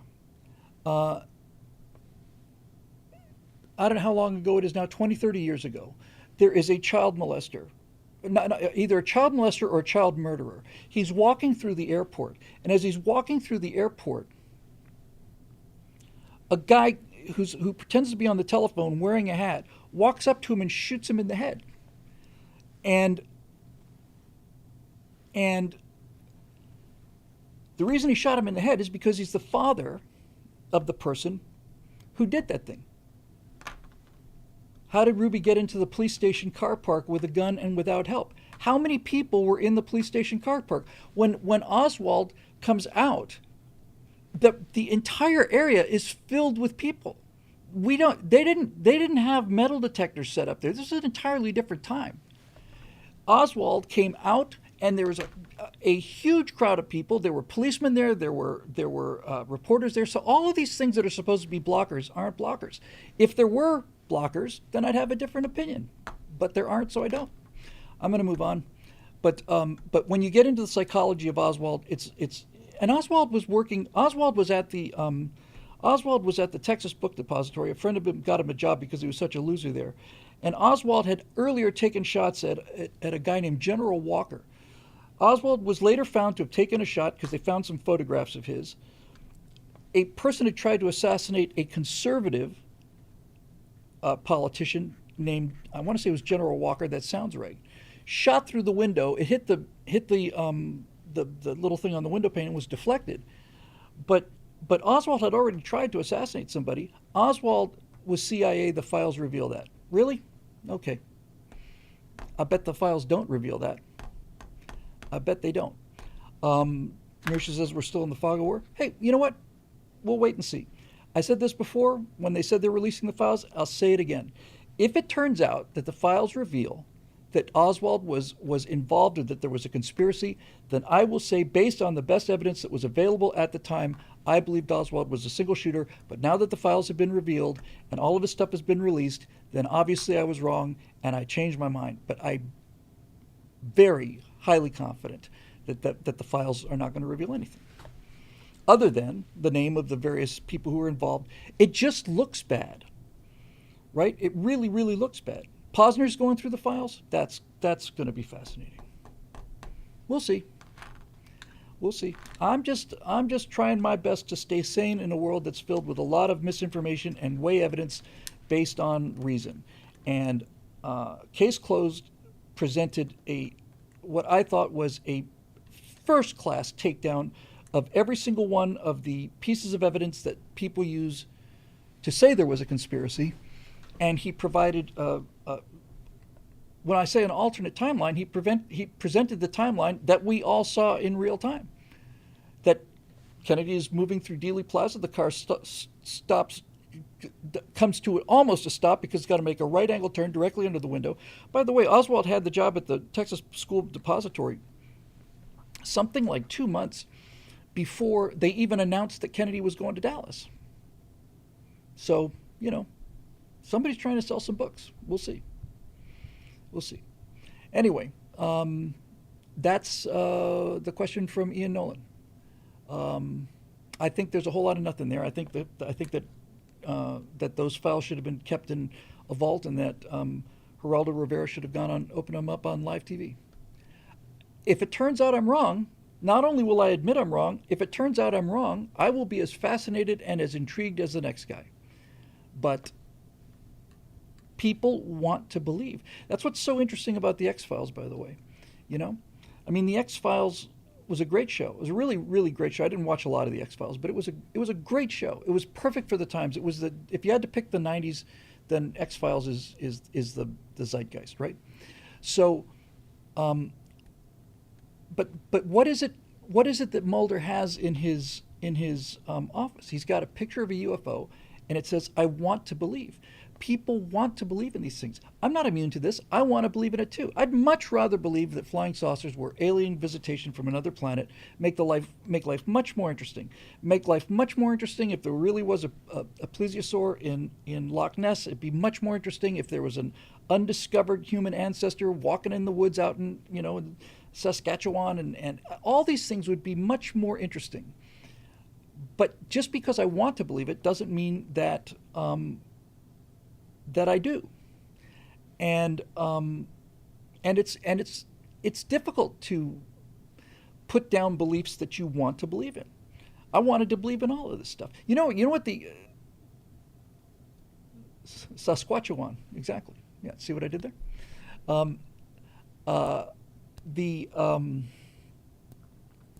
There was when I grew up, there were two things that were, I don't want to say influential, just for those of you who are not old enough to remember what TV was like when there were 3 networks and a couple of syndicated stations. There's nothing but garbage on, and there's nothing else to do. Okay? There's nothing else to do. There's no, you don't get to pick your entertainment. There's just 8 channels on the dial, and 3 of them are networks, and then other ones are little tiny stations running syndication. And one of the shows that ran in syndication was called In Search Of, starring Leonard Nimoy, who had just come off of Star Trek. So this would be in the 70s, I want to say, for In Search Of. And In Search Of presents, the great mysteries and offers possible solutions to this. And I used to watch In Search Of and think, oh my God, oh my God, oh my God. And after I'd watched In Search Of for a couple of years, I remember thinking, they've never really actually proven anything. It's all in search of, and what did you find? Nothing. We didn't find anything. We just laid out the theory. I don't want to call it a conspiracy theory, but there are 2 that I remember.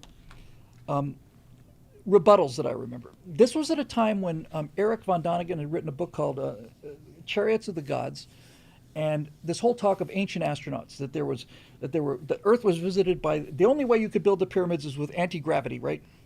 Forget ramps and stuff. Anti-gravity. Yeah, I'm so with you on this, Karen. Karen says, I liked it when the TV networks actually shut down for the evening. It was great. Right around 1 o'clock in the morning, they would just say, then they'd play the national anthem. Sometimes they'd play the high flight poem, and you'd see the flag, and then this concludes our programming day. Join us tomorrow morning when we resume our programming at 6 a.m. And then you'd go to the test pattern. Boom! You get the test tone. And you have the test pattern from 1 in the morning till 6 in the morning. Exactly, Karen. Up the long, delirious, burning blue. And I watched TV sign-offs for, 20 years of my life, I guess. And then all of a sudden what came along was somebody realized that the TV station is there, and it's even broadcasting. It's broadcasting the test pattern, and some genius said, "This is essentially free programming. They're not doing anything." And this is the guy who invented the infomercial. And so he said, "We're going to put together an hour-long commercial, and they can run commercials in the commercial." And it all of a sudden, 3 o'clock in the morning, here's your chance to get the George Foreman grill. And yeah. But Thump says, 2 of my local stations showed the flag raising at Iwo Jima at the end of the night. Yeah, it was cool. I was talking with Shelley about this. I've been thinking about this a lot with the planetarium, and I worked in a nightclub in Miami in 1985 to 1987 when Miami was red hot. I was thinking about this on the Stratosphere studio show because on Twitch, I put together, finally after a long time, put together a list of new TV shows, and one of the ones I put together is Miami Vice. Yeah, okay, I got that, Mersha, thanks. And I was in Miami when they were shooting Miami Vice, and I was, I got to college in '79 when the Rocky Horror Picture Show was just getting to be a thing. 2 years after I got there, it was no longer throwing rice. It was just people in costume at the front of the room reciting the lines, which is boring and dumb, But when I first got to the Rocky Horror Picture Show, first time I went, it was a midnight show, and somebody said, "Oh, you got to see this." Like, what is it? Oh, this is a really, really, really weird movie. Sure, I got nothing else to do. It's midnight on a Friday. Why not? I'm in college. And they said, here's what you need. You need to get some rice. Rice? Yeah, you're going to need rice. You need a flashlight. You're going to need, I forget what the hell else you needed, but there's a bag of 8 or 10 or 12 things that we needed. And I go into this theater with all of, these other college kids and stuff, and I'm sitting there in the back, and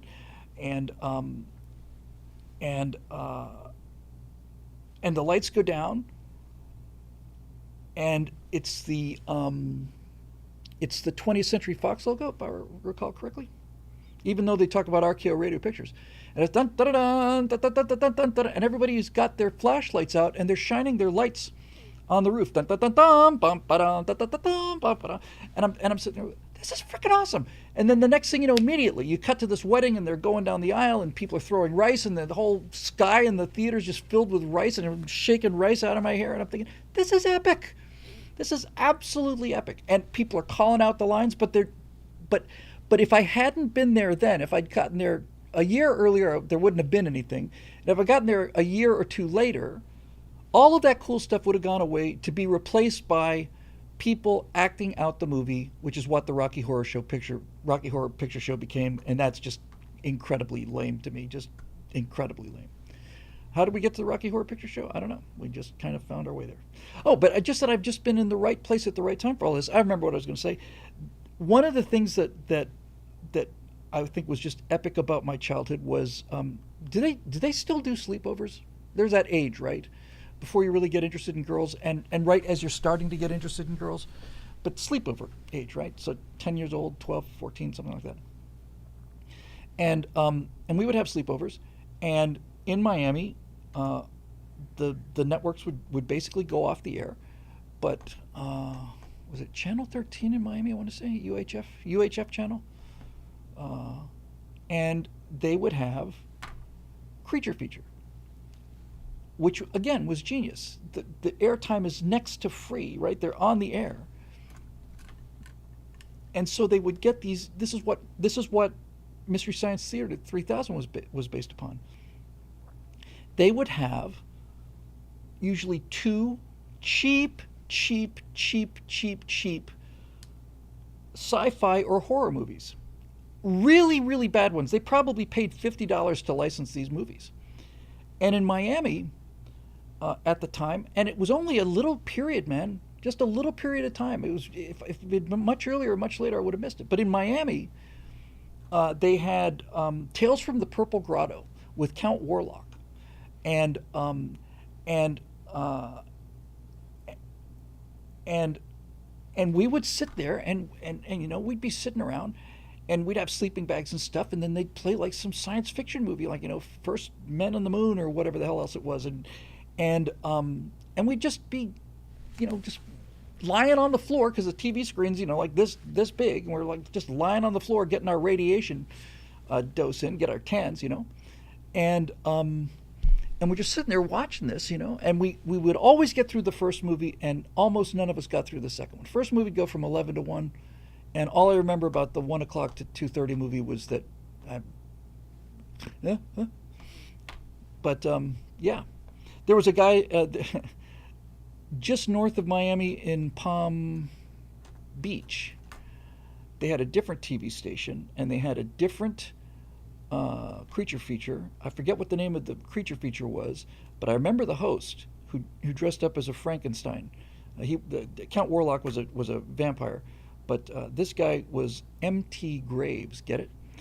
But M.T. Graves turned out, as I recall correctly, if I recall correctly, was the director of the small planetarium they had up in Palm Beach. And was that the Bueller Planetarium? Bueller? Bueller? Bueller? Bueller? Yeah, I think it was the Bueller. Yeah, Attack of the 50-Foot Woman. And we had so much fun, man. We had so much fun watching those movies because they were just scary enough to be a little scary when you're 10, but not enough to give you nightmares. It was like I saw a Dracula movie with Christopher Lee in a theater when I was 7 or 8, and my mom's didn't want us to go, but we just really, really wanted to. And in the end of that movie, he gets pushed into the light and he turns to dust, and I had nightmares about that for weeks. Yeah. Yeah, Joseph Belinsky says, I just watched Ferris Bueller's the other day. It's one of my favorite movies of all time. It's one of my favorite, it might be in my top 5. I love that movie.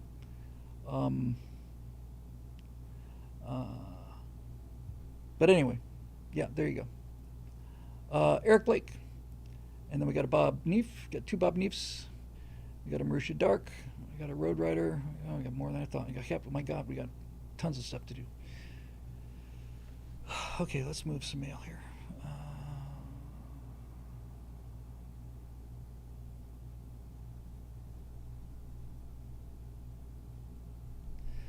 Okay, Eric Blake, right? Yep. Tonight, the case of the Emerald Isle Part 2. So, Bill, on Monday's St. Patrick's Day Stratosphere Studio episode, you brought back those 2 classic Irish jokes. Now, the parking space joke, of course, has led to one of the best episodes of you and Zoe's show, The Virtue Signal, as far as I ought to know. And the other joke, the ghost joke, can't help thinking about the punchline as somewhat darkly apropos element to it. After all, what world villains are known to have a certain craving for goats? Yeah. What's one of the major societal issues facing Ireland today? I don't know. Is it goat related? Road Rider says, drop mine. Thank you, Road Rider. I appreciate that. It's kind. Um, uh, on a side note, did you see Conor McGregor's press event at the White House this week? If you haven't, I saw Conor McGregor. I didn't see all of it. I just saw him standing at the mic. I don't know what the. I know that that goats are very satanic, largely because of the face of a goat. Well, first of all, the eyes of a goat are just plain freaking weird. Cloven hoof. There's so much goat in this traditional Christian image of Satan. I mean, he's a man goat, and the thing about the goat's face is when you got the little the little goatee, that little pointed goat beard that goats have, you get the pentagram. You get the two horns, you get the two ears down, and you get the inverted pentagram, which is the symbol of Satanists. So yeah, Lady Hawk says the top name for boys in Ireland now is Mohammed. Yeah. Oh, Eric explains the old joke about Islamic terrorists making out with goats. Yeah, that's right. Um, and the scapegoat, Aussie drone guy. See, we have such a smart crowd. The scapegoat was associated with a sacrificial goat released into the wilderness. So you would put there's a lot of this in a lot of different religions, including the Death Eaters that the Irish have. The scapegoat, I didn't know this. Sacrificial goat got released into the wilderness. I guess he scaped. So you would basically take all of the sins that the village committed during a year or whatever, have a ritual and transfer all of the sins that you committed onto the goat, and then release the goat out into the wild. The goat escapes, becomes the scapegoat, and it's responsible for everything bad that happened. There is a was it a Night Gallery episode? Baron of Grey Matters talking about Night Gallery over on YouTube. Was it a Night Gallery episode about not Death Eaters, the Sin Eaters? There is an Irish tradition at a wake where you would hire a person, and this is back when people really believed their religion, and the premise was that this person would ritually eat the sins of the recently departed, and then that person carried all of his own sins plus the sins of this other guy's life on him, and this was the lowest of the low. These guys were below undertakers and and sewer workers. I didn't know that. Ray Berry says the devil's pet goat is Baphomet. I've heard the name. I didn't realize that.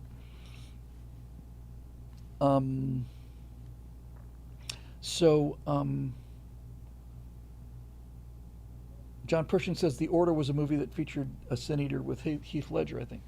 It's a fascinating subject. I saw something on it that was really scary, and I think this is dimly coming out of my memories, dimly. I saw it only once, and it was 50 years ago. But if I recall correctly, it was a story about a sin eater who had eaten the sins of the dead, and now he had to find somebody to eat his sins. Episode is Sins of the Father on Night Gallery. That's it. I should look that up. Yeah. Well, I have a couple of job options available to me if we have to go the way of the dinosaur here at BillWhittle.com. But anyway, yeah. Satan's Hell Rabbits pop out of the black jelly beans. Satan's Hell Rabbits is a hell of a good name for a band. Here we go. Bob Neef. Got two from Bob Neef.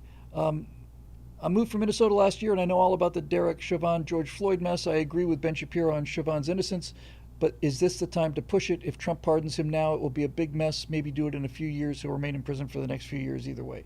Yes, it'd be an absolutely gigantic mistake. It'd be a major. I believe he's innocent too. Obviously, I mean Floyd was if nobody had touched George Floyd, he would have just gone down on the ground and just died there by himself. Um, uh, so I certainly sympathize quite a bit with Derek Chauvin, but I completely agree that this is not the time to have that fight. You're on such a, why give them ammunition? They're running for the hills. Don't stop. Don't pause. Don't go and paint a picture of the landscape. Don't get a hot dog. Just keep pushing them, pushing them, pushing them, pushing, and reveal. I saw something today just before we rolled. I mean, just before we rolled the show, where I think it was Elon talking about a magic money computer, where basically they had set things up in such a way that you could simply just tap a few keys and you would get transferred into your account millions of dollars. That's the real scandal. It's not the waste. Waste is one thing. Waste and inappropriate spending is something else. But we're going to discover that the United States government has been for decades an ATM for essentially Democrats. And when I say essentially Democrats, I think mostly Democrats, but I hope to high heaven that there are a significant number of Republicans as well who need to go just as deep into jail, because the reason I want there to be some Republicans, I know there's not going to be as many, but the reason I want there to be some is because I don't want this to be a partisan issue. You know, it's like all of them, all of them go to jail, all of them, um, and and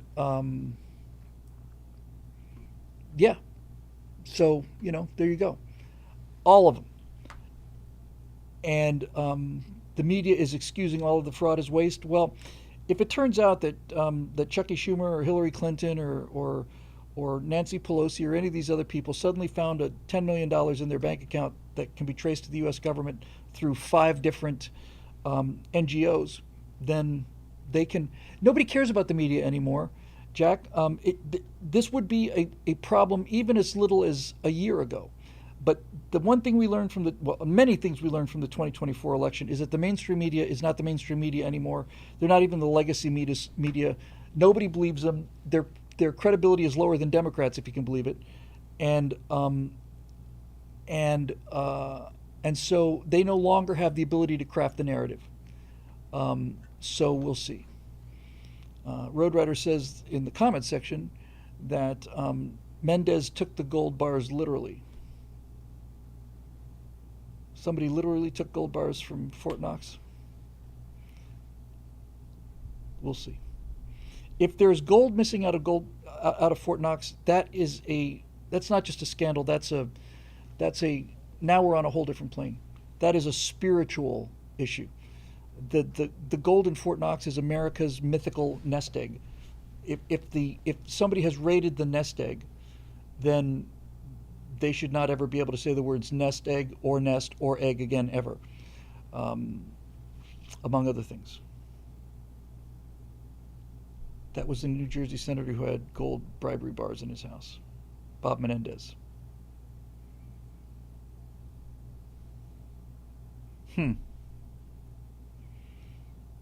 Well, I want these people in jail.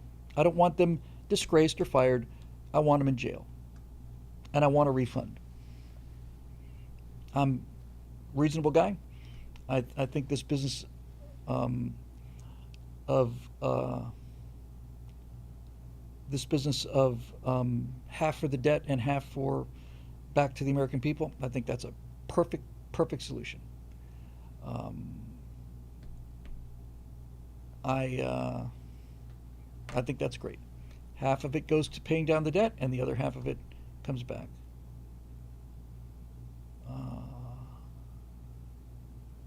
John Eden says that the gold is kept in the same Social Security lockbox. We're going to keep it in a lockbox. Very effective.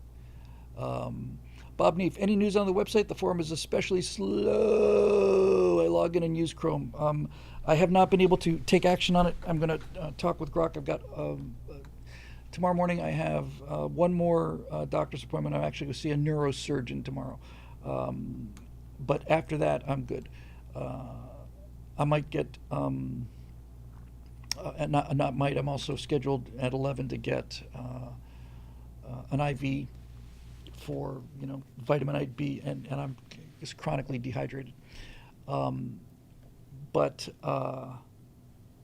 I should be able to get on that tomorrow afternoon, and I've got the whole weekend. So so we'll see.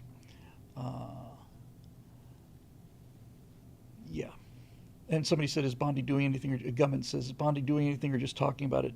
The problem with well, not the problem, but the way things are structured, Gummins, is that Bondi cannot do anything overt until she has evidence. So first you got to collect the evidence. And if she's smart, and she strikes me as smart, then she's going to be taking as much time as she needs to make it airtight rather than have a sensational press release and, risk, screwing it up. So we'll see. All right.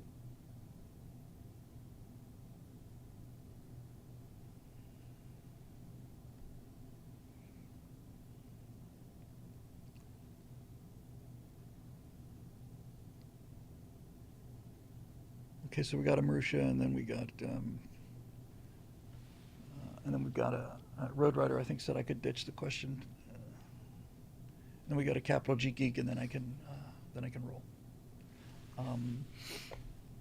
Okay, Marusha Dark topic: the 10th man. Second time asking. Your recent 80-20 video reminded me of a scene from World War Z, in which the protagonist goes to Israel in a helicopter while a bunch of zombies are scaling the wall. Thank you, Road Rider. The Israeli minister explains a policy that his government had, wherein if 9 people all agreed on something, the 10th would necessarily voice dissent, even if he agreed in his heart. That was to prevent stagnation and encourage out-of-the-box thinking. In the movie, when 9 out of 10 people thought a zombie apocalypse wasn't likely, he explains he was the 10th man who had to voice dissent and then come up with a contingency plan if the other 9 were wrong. Turns out they were wrong and he was right. I think that's an excellent theory, by the way, that 10th man, loyal opposition, devil's advocate idea. I think it's a great idea. And I think Hegseth will bring a lot of that to the military.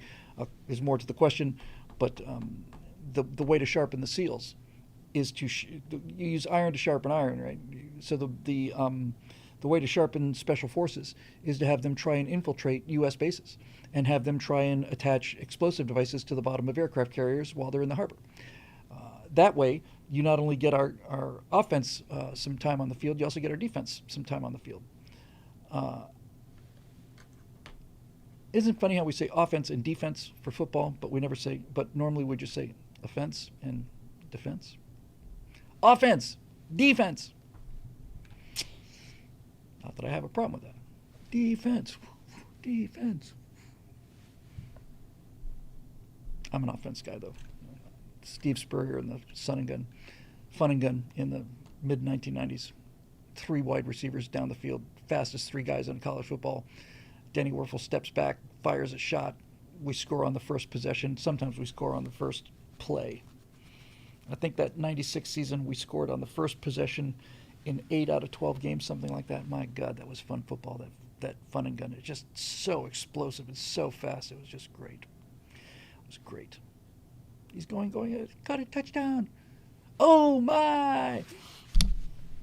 Yeah, it was great. It was a great time. Anyway, here's the question. I look at Massey and Rand Paul, who are currently playing 10th man with regards to the budget continuing resolution, standing on the principle that they love spending cuts, but the bill doesn't actually decrease spending the way Trump and Doge claim that they want. I was wondering if there are any areas where you find yourself in the 20% against the 80% within a group you otherwise wholeheartedly identified and agreed with. If you could talk some instances where you've had to be the 10th man. John Eden says, pessimism kept me alive in the Navy. Have you seen that guy who does those military clips with the different hats or the different flags? I forget his name. He's really funny. He's really wonderful. He's got he wears T-shirts that says military grade mental health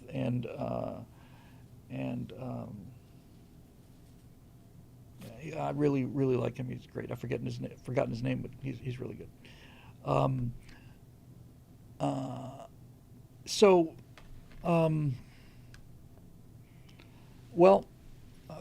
I sometimes, I'm not saying I am, because I don't have actual statistics, but there are a few times where I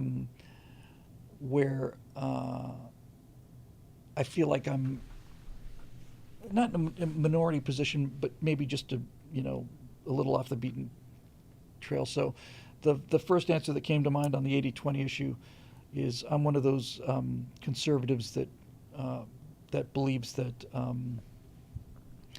that addiction, and including alcoholism, is not is more complex than just a moral failing. That it's not a question of, well, you just have to decide to stop. I spent a year and a half with a lot of addicts, and some of them didn't make it. Um, and I think it's a I think that people who come from fundamentally healthy families with fundamentally healthy characters look at people who do self-destructive things and just say, stop doing that. It's a moral failing. You're just lazy, or you're just indolent or indulgent, or both, or whatever. Uh, I I have direct evidence to the contrary, and a lot of anecdotal evidence. So I would put myself in a bit of a minority on that aspect of it.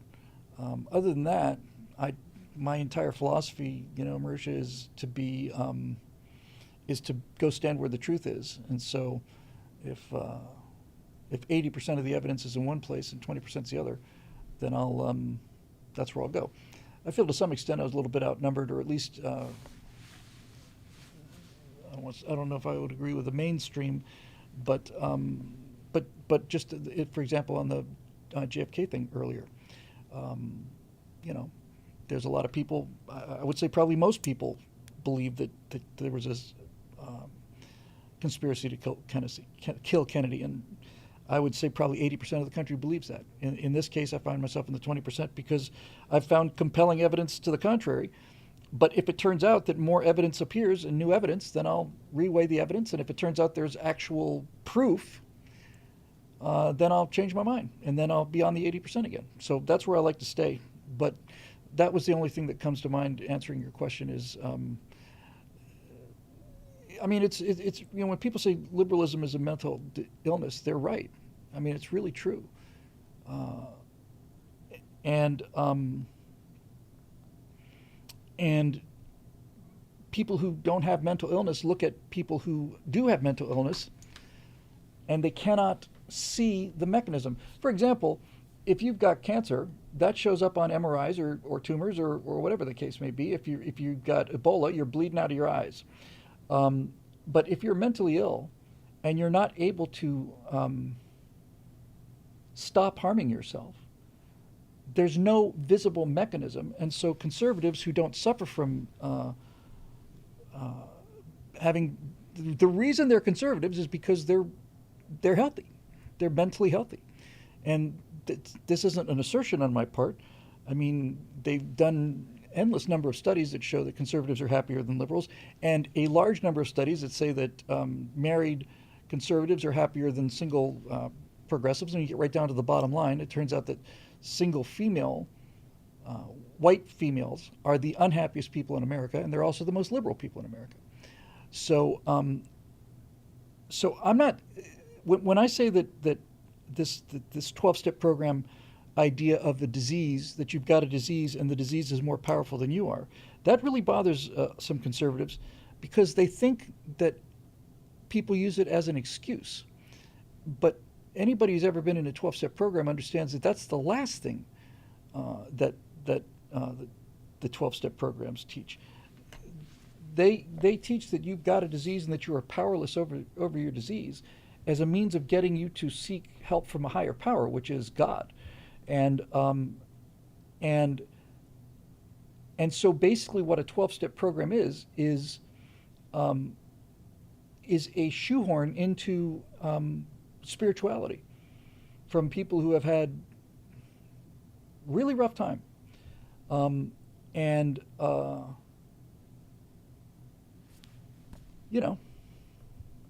this may be one of the reasons why I wasn't a co-founder of Daily Wire, because Jeremy was raised by, Jeremy had really great parents that were actively involved with him, and I didn't so much, So there's the whole concept of bill time and these delays and stuff. These are things that I just have to battle all the time, and I'm constantly beating myself up for not doing enough all the time. And that's not productive. because it puts me in a situation where it feels like, well, I can't really do this because I don't have it perfect yet. And so that would be the 20%. Um, it it's true that it does bring a perspective, and maybe this is why I don't get the kind of hate mail or the death threats that guys like Ben Shapiro get and Matt Walsh get and Jeremy Boring gets. Um, uh, Let me just add one more thing about Jeremy Boring, since it just occurred to me. Should have mentioned this earlier. Um, I was meeting with Jonathan prior to this phone meeting with this pitch that I just talked about earlier tonight for our military. And we go to a breakfast place here that I never went to, but was a very popular place for the Daily Wire crowd to go to breakfast before they moved down to Los Angeles. So they used to go to this place a lot for breakfast. And it's just a little, just a little restaurant, nice place. Cozy place, not fancy at all. So we just go in and get your 2 eggs and bacon and so on. So I was sitting there with Jonathan, and this waitress came up. I'd never seen the waitress. This is only the third time I'd been in that restaurant. But she came up and said, "Oh my God, I haven't seen you in 100 years. How are you? Oh, I'm fine. It's good to see you again. Blah, blah, blah, blah, blah. Yeah. Last time Jeremy was in here, it was a couple years ago." This is the waitress speaking. She said, "And it was just great to see him and stuff. But then there were like all these guys, and they all looked so serious and so mean. And it's like, I didn't know what the hell they were. And finally he explained to me it was his security." I mean, the people that are dogpiling on Jeremy Boring don't understand that he has to live a life where he has to be surrounded by guys with guns in case some lunatic walks around the street corner, pushes a gun into his ribs, and pulls the trigger. I said to Jonathan, I don't want to live that way. I won't live that way. But when you get to a certain level, I mean, he was the not only the CEO but the public face of the most effective conservative force in the country, single force, and had done rather well doing that, and when you think about, oh well, he should have done this or he should have done that or whatever, I couldn't live under that kind of pressure, where every single morning, the first thing I do before I leave the house is, check with the security team, make sure my car doesn't explode when I turn the key. That's not the kind of pressure that many people prepared to live under. And I'll tell you who else lives under that kind of pressure, and that is Donald Trump and Elon Musk.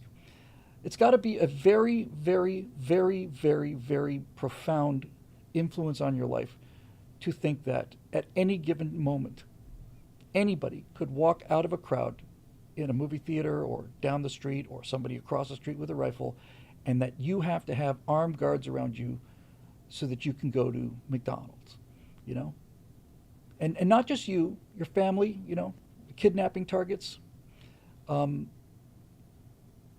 It's horrible. It's horrible. I don't need that kind of money. I don't need that kind of power. I don't want it. And it's got to simply, at the very least, you could see how something like that would make you into not a paranoid person, but a person who feels like they have to live in a fortress, and that threat, that constant physical threat, requires physical courage to deal with, physical courage and moral courage, and if that makes you a little defensive, and I'm just exploring this now for the first time I've ever thought about it. If the God King, he never meant that in a blasphemous way. He always emphasized it was lowercase, but it became part of the joke. With the first of those Jeremy's Razors commercials, which I thought was the best thing I've ever seen. I thought it was, second I saw it, I basically just basically said that. But I guess what I'm trying to say is, if that helps you on a conscious or subconscious level reduce that anxiety, then let me just say that the people who are saying, well, it's inappropriate or whatever, maybe you'd think about things differently if you couldn't just go out and go to the grocery store if that had to be a planned operation. You know, that's something to think about. Um, take take two guys who commented on the Daily Wire thing. Let's take Mark Dice and Benny Johnson. Neither one of those guys have to live with that. They don't have their own security. They don't need their own security. Um, and I don't think Tim Pool does either. Although I'm not 100% sure about Tim, but I'd be quite surprised if Benny or Mark Dice had to have security to go out. I certainly don't. I don't think twice about it. It never occurred to me. Never occurs to me. Um, so there's that. Um, the Road Riders. We got a capital G geek, and then we're out of here. Um, greetings from the swamps of Northern Virginia. President Trump has said that he wants nuclear disarmament talks with Russia and China, which got me wondering if SpaceX's Super Heavy would have the payload capacity for make rods from God a thing, similar to Russia's hypersonic kinetic impactor, but faster. The loss of the Starship and subsequent debris reentry over the Bahamas gave me an idea about next year's Independence Day. How cool would it be if the entire sky lit up with red, white, and blue meteors? Doable? Yes, absolutely doable. Still not tired of winning.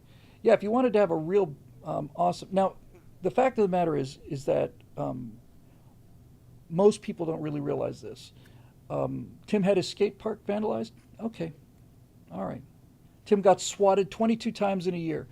So any one of those things, Tim Pool could open the door the wrong way. He has his own security. He's been swatted multiple times. Okay. I don't need that, man. I will walk away from that. I'm with Orson Bean on this one. The sweet spot is being famish. I'm a little bit famish. But I know for a fact that Gary Sinise and John Voight don't have security. And that's the sweet spot, you know? Gotham Coach wants to know what my thoughts on Stephen Miller are in general. I have no idea who Stephen Miller is. I know that may seem odd, but I genuinely have no idea who that is. But back to the meteors. When I was living in Bermuda and visiting my cousins once a year in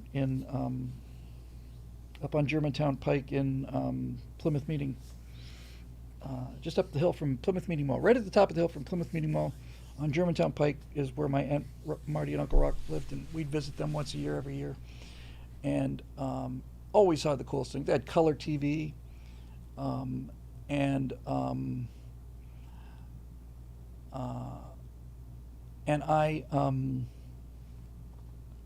remember one night they had a fireplace, which we didn't have much call for, having lived in Bermuda, although my dad did like to bake potatoes in the fireplace, so he showed me how to start fires. I can start a fire. You can't be a man if you can't change a tire and start a fire. And sometimes we have little backyard fires with Natasha. I said color TV. I don't think I said colored TV. I meant to say TV of color. Excuse me. Thank you. Sorry, dude. I got. Now I'm finished. Now Media Matters has me. But they always just had. There was just cool stuff there. So they had this fireplace, and then there was this one year when we were there, and it was a little. I guess it was a toy. I think we got it at the toy store. But basically, it was these little packets, and you'd throw these things in the fire, and they were various, ground up, just powdered chemicals. So if you threw powdered copper on a fire, the flames would turn green, and then they turn blue, or they turn like bright orange or red. So different metals burn different colors, and it'd be real easy to do red, white, and blue reentry things. Problem is that those reentries occur relatively low over the ground, relatively low. Certainly so low that you'd have to have hundreds of them, I would think. Lady Hawk says you can still get those at fireworks stores. That's cool. So yeah, I'll tell you one thing. Watching how unbelievably beautiful the reentry of those two starships was. I don't know when. I think they're going to bring down the International Space Station in the 2030s, if I remember correctly. But man alive, they're going to certainly try to bring that down in the Pacific or the Indian Ocean or someplace. There's no question they're going to make sure that happens as far away as possible. But when it does happen, there had better be a lot of cameras out there, and I mean a lot of cameras shooting, you know, IMAX quality footage, because that is probably going to be the most spectacular thing that human beings will ever see with their eyes. Will be the re-entry of um, the space station, and I hope they can time it so it happens at nighttime, because I think it would be.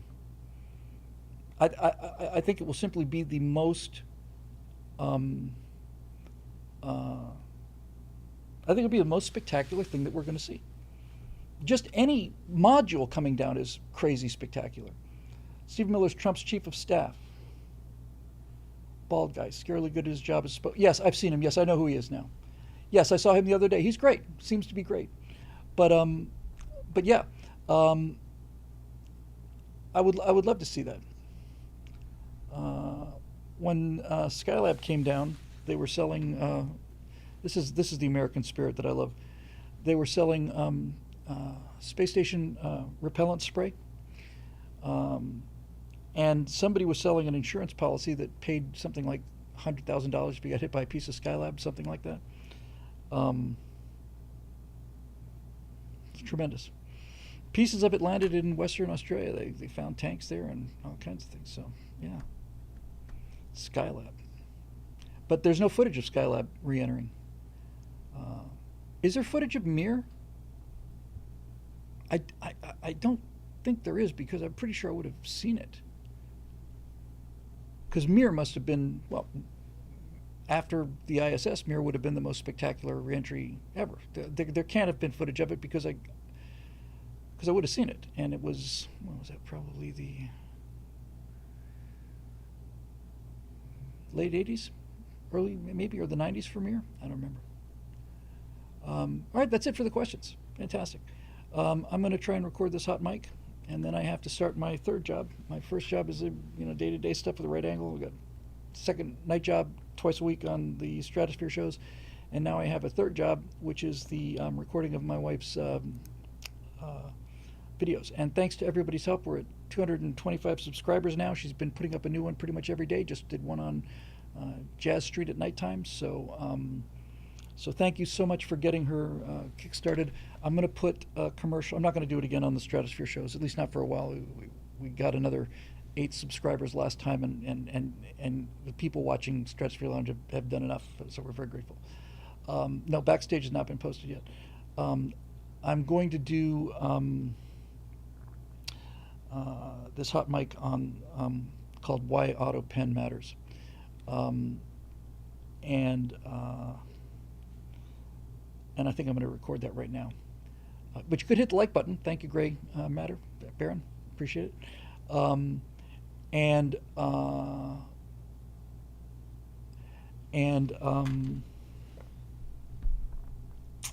Yeah, so that'll do it. This show is made. Hang on a second. How about our weather? Pasadena, California. And the weather's been beautiful, clear skies in 3 days in a row. Yeah, California is. People say, why are you still there? Why don't you leave? It's like, because it's air conditioned outdoors, and I grew up in Florida, and there's mountains with snow on it, and when I drive my car over the valley, I have to turn the wheel. Like in Florida, you can have a car, you don't have to turn the steering wheel in Florida, but in going down Laurel Canyon, you do, and it's Sequoia and the coast and Malibu and all. It's just stunningly beautiful. It's just run by idiots, and somebody is, and the idiots are on the run here, all across the country, even here. So we'll see. Anyway, this show's made possible by the members at BillWhittle.com. No, Marisha, I didn't see the Houthi Barbary stuff, and if I don't respond to it, then I'm just haven't had time. So it's a lovely cage, yes, and if it's a prison, the prisoners are the guards. I'd rather live in the California prison than the New York prison, because I've been to New York City and I get the excitement, I get the electricity, but I there's no way I could live there. Tranquility Base says, aha, Miami's a nice place to be from. Yes. Now that the Miami Planetarium has been bulldozed down, there's hardly any reason to go back. And I think I'm at or about to pass the deadline for submitting my name for being a distinguished graduate of Coral Gables High School. Uh, there is a Friends of Coral Gables High School page on Facebook. Uh, if somebody wants to nominate me, great. But after a great deal of thought, I've decided I can't nominate myself. It's just low. Hang on. You know what? Give me 1 second to see if I can find that page because I kind of think I am, to be honest with you. You know, I mean, I don't try to soak up too much glory, and I certainly don't have an overly enlarged opinion of my value. But I saw some of the other distinguished members of Coral Gables High School, and I didn't know any of them, so that'd make it a straight run.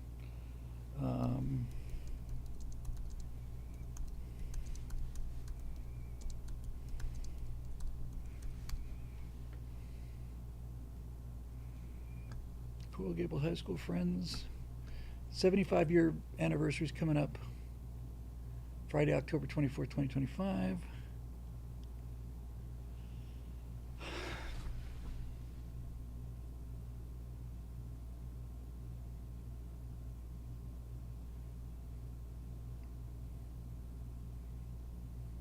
Let me see if I can find the post here.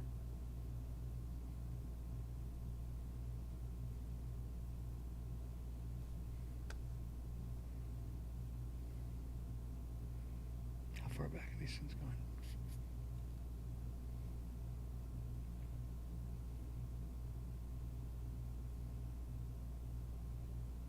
Somewhere on this Facebook page is supposed to be a place where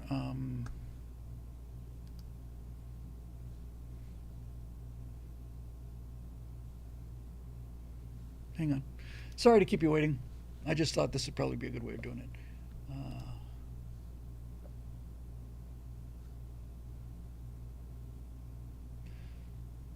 My friend Gene Thompson Morris posted that there was a page to this. It was a while ago. Let me just see if I can find it.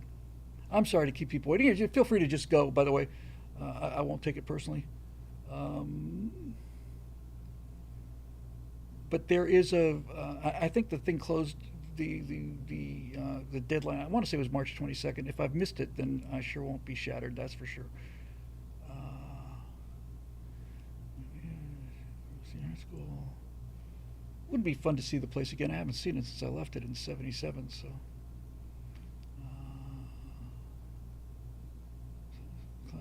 Come on. Well, I'm not going to stay with this forever. Let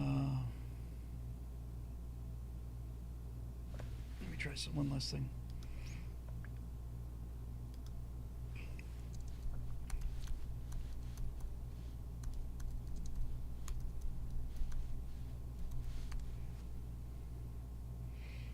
This would be fun if they get like a sudden, like a bum rush of this whole thing, you know, like.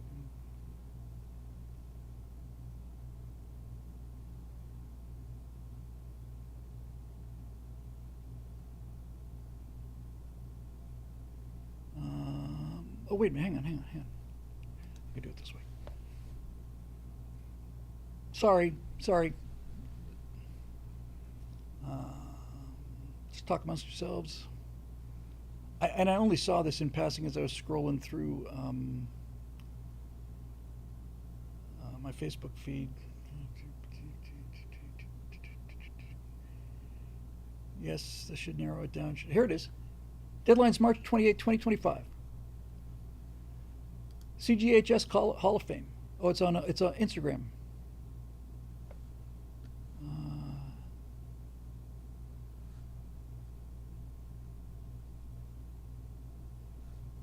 How to nominate. Click the link in our bio. I've never understood how to find the bio on Instagram. Sorry about all this. I know this is just talk amongst yourselves.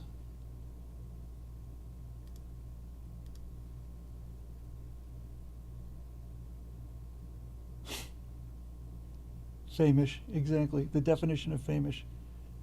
So this is on Instagram. How to nominate. Click the link in our bio. Friends of Gables.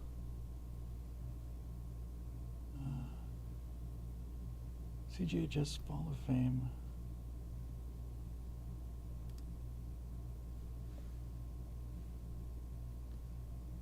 Click and link to. Somebody tell me where the bio is.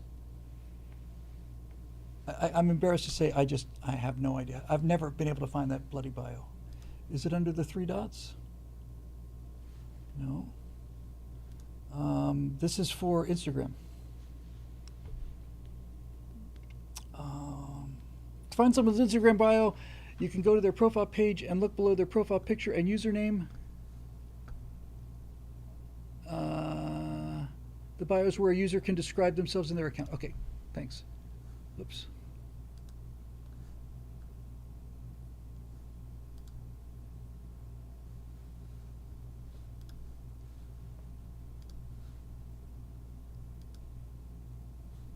Come on, Bill, you can do it.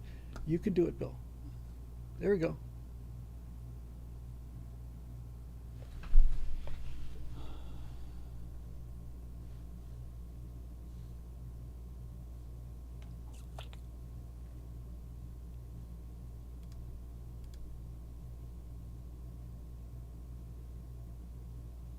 I'm so embarrassed here.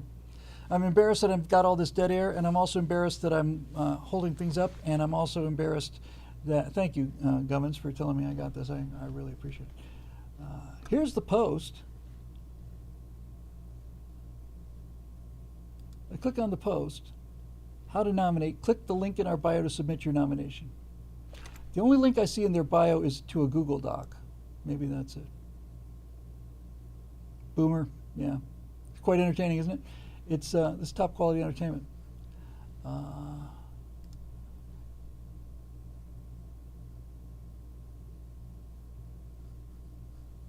Yeah. Well, I've got a few more days than I thought anyway, so it just takes me back there. Nope.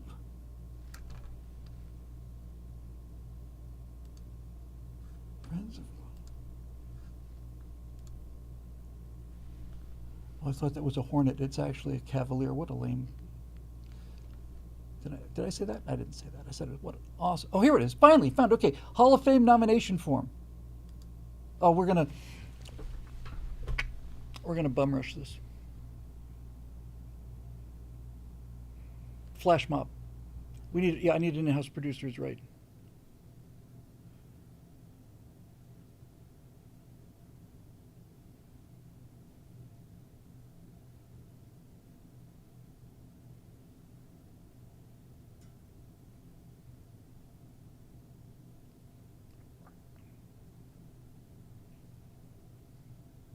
Well, I'll tell you what. What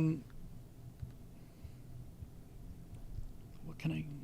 Nominator names, nominator email, nominator nominee first name, last name, public available email address. Yeah. Here's what I'm going to do.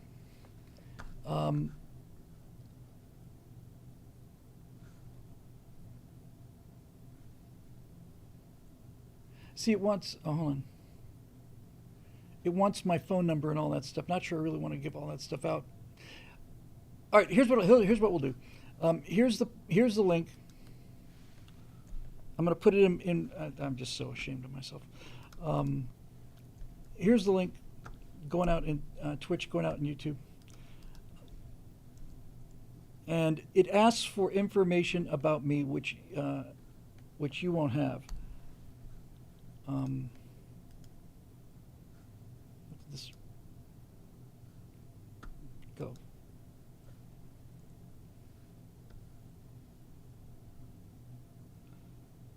Why is this not sending?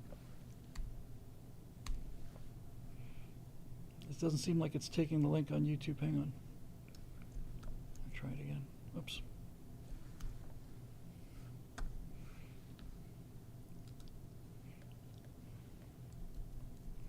One more time.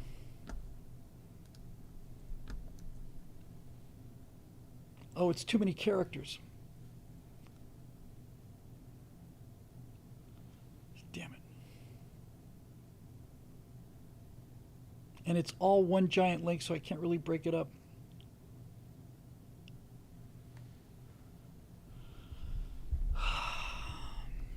Boy, that is really annoying.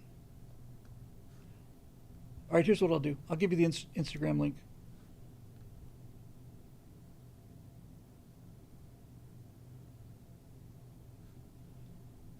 Here's the website. Let me see if the website has anything on there. Volleyball, GoFundMe. Okay. Website. It's the Gable 75th celebration. Hall of Fame, is that it? Yes.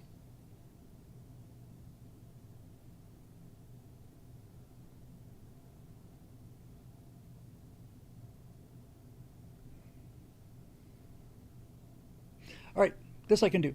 Boy, that's our courtyard. That's changed a lot. Imagine.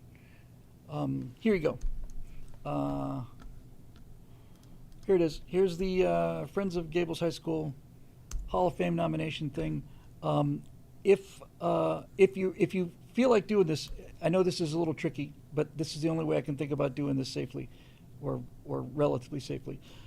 If you feel like you want to help me become a member of the Coral Gables High School Hall of Fame and all of the glory and riches attendant upon that, Marusha's already done it. Here you go. You can go here, and here's the thing. I know this is a two-step program. If you want to, you have to email me at info@billwhittle.com. Thank you, Marusha.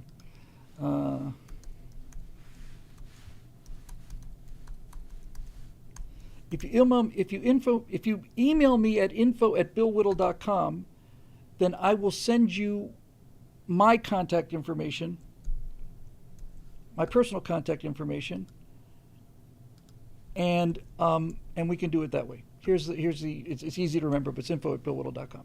This is an awful lot of work, and I don't want to put anybody to kind of work. I honestly promise you I will not have my heart broken if this doesn't work out. This is not a lifelong goal for me. I only found out about it a couple weeks ago. But I am thinking I might go back to that 75th anniversary of the foundation of the school. My 50th reunion is coming up in 2027, which is not as far away as I had thought it must be. But yeah, it'd be cool. It'd be fun. At least I don't have to. At least I don't have to nominate myself. I mean, you got virtually no standards, but you got a few standards anyway. They're going to ask you what I've done. It's obviously way more than any of you should have to write. I mean, that'd be just days. But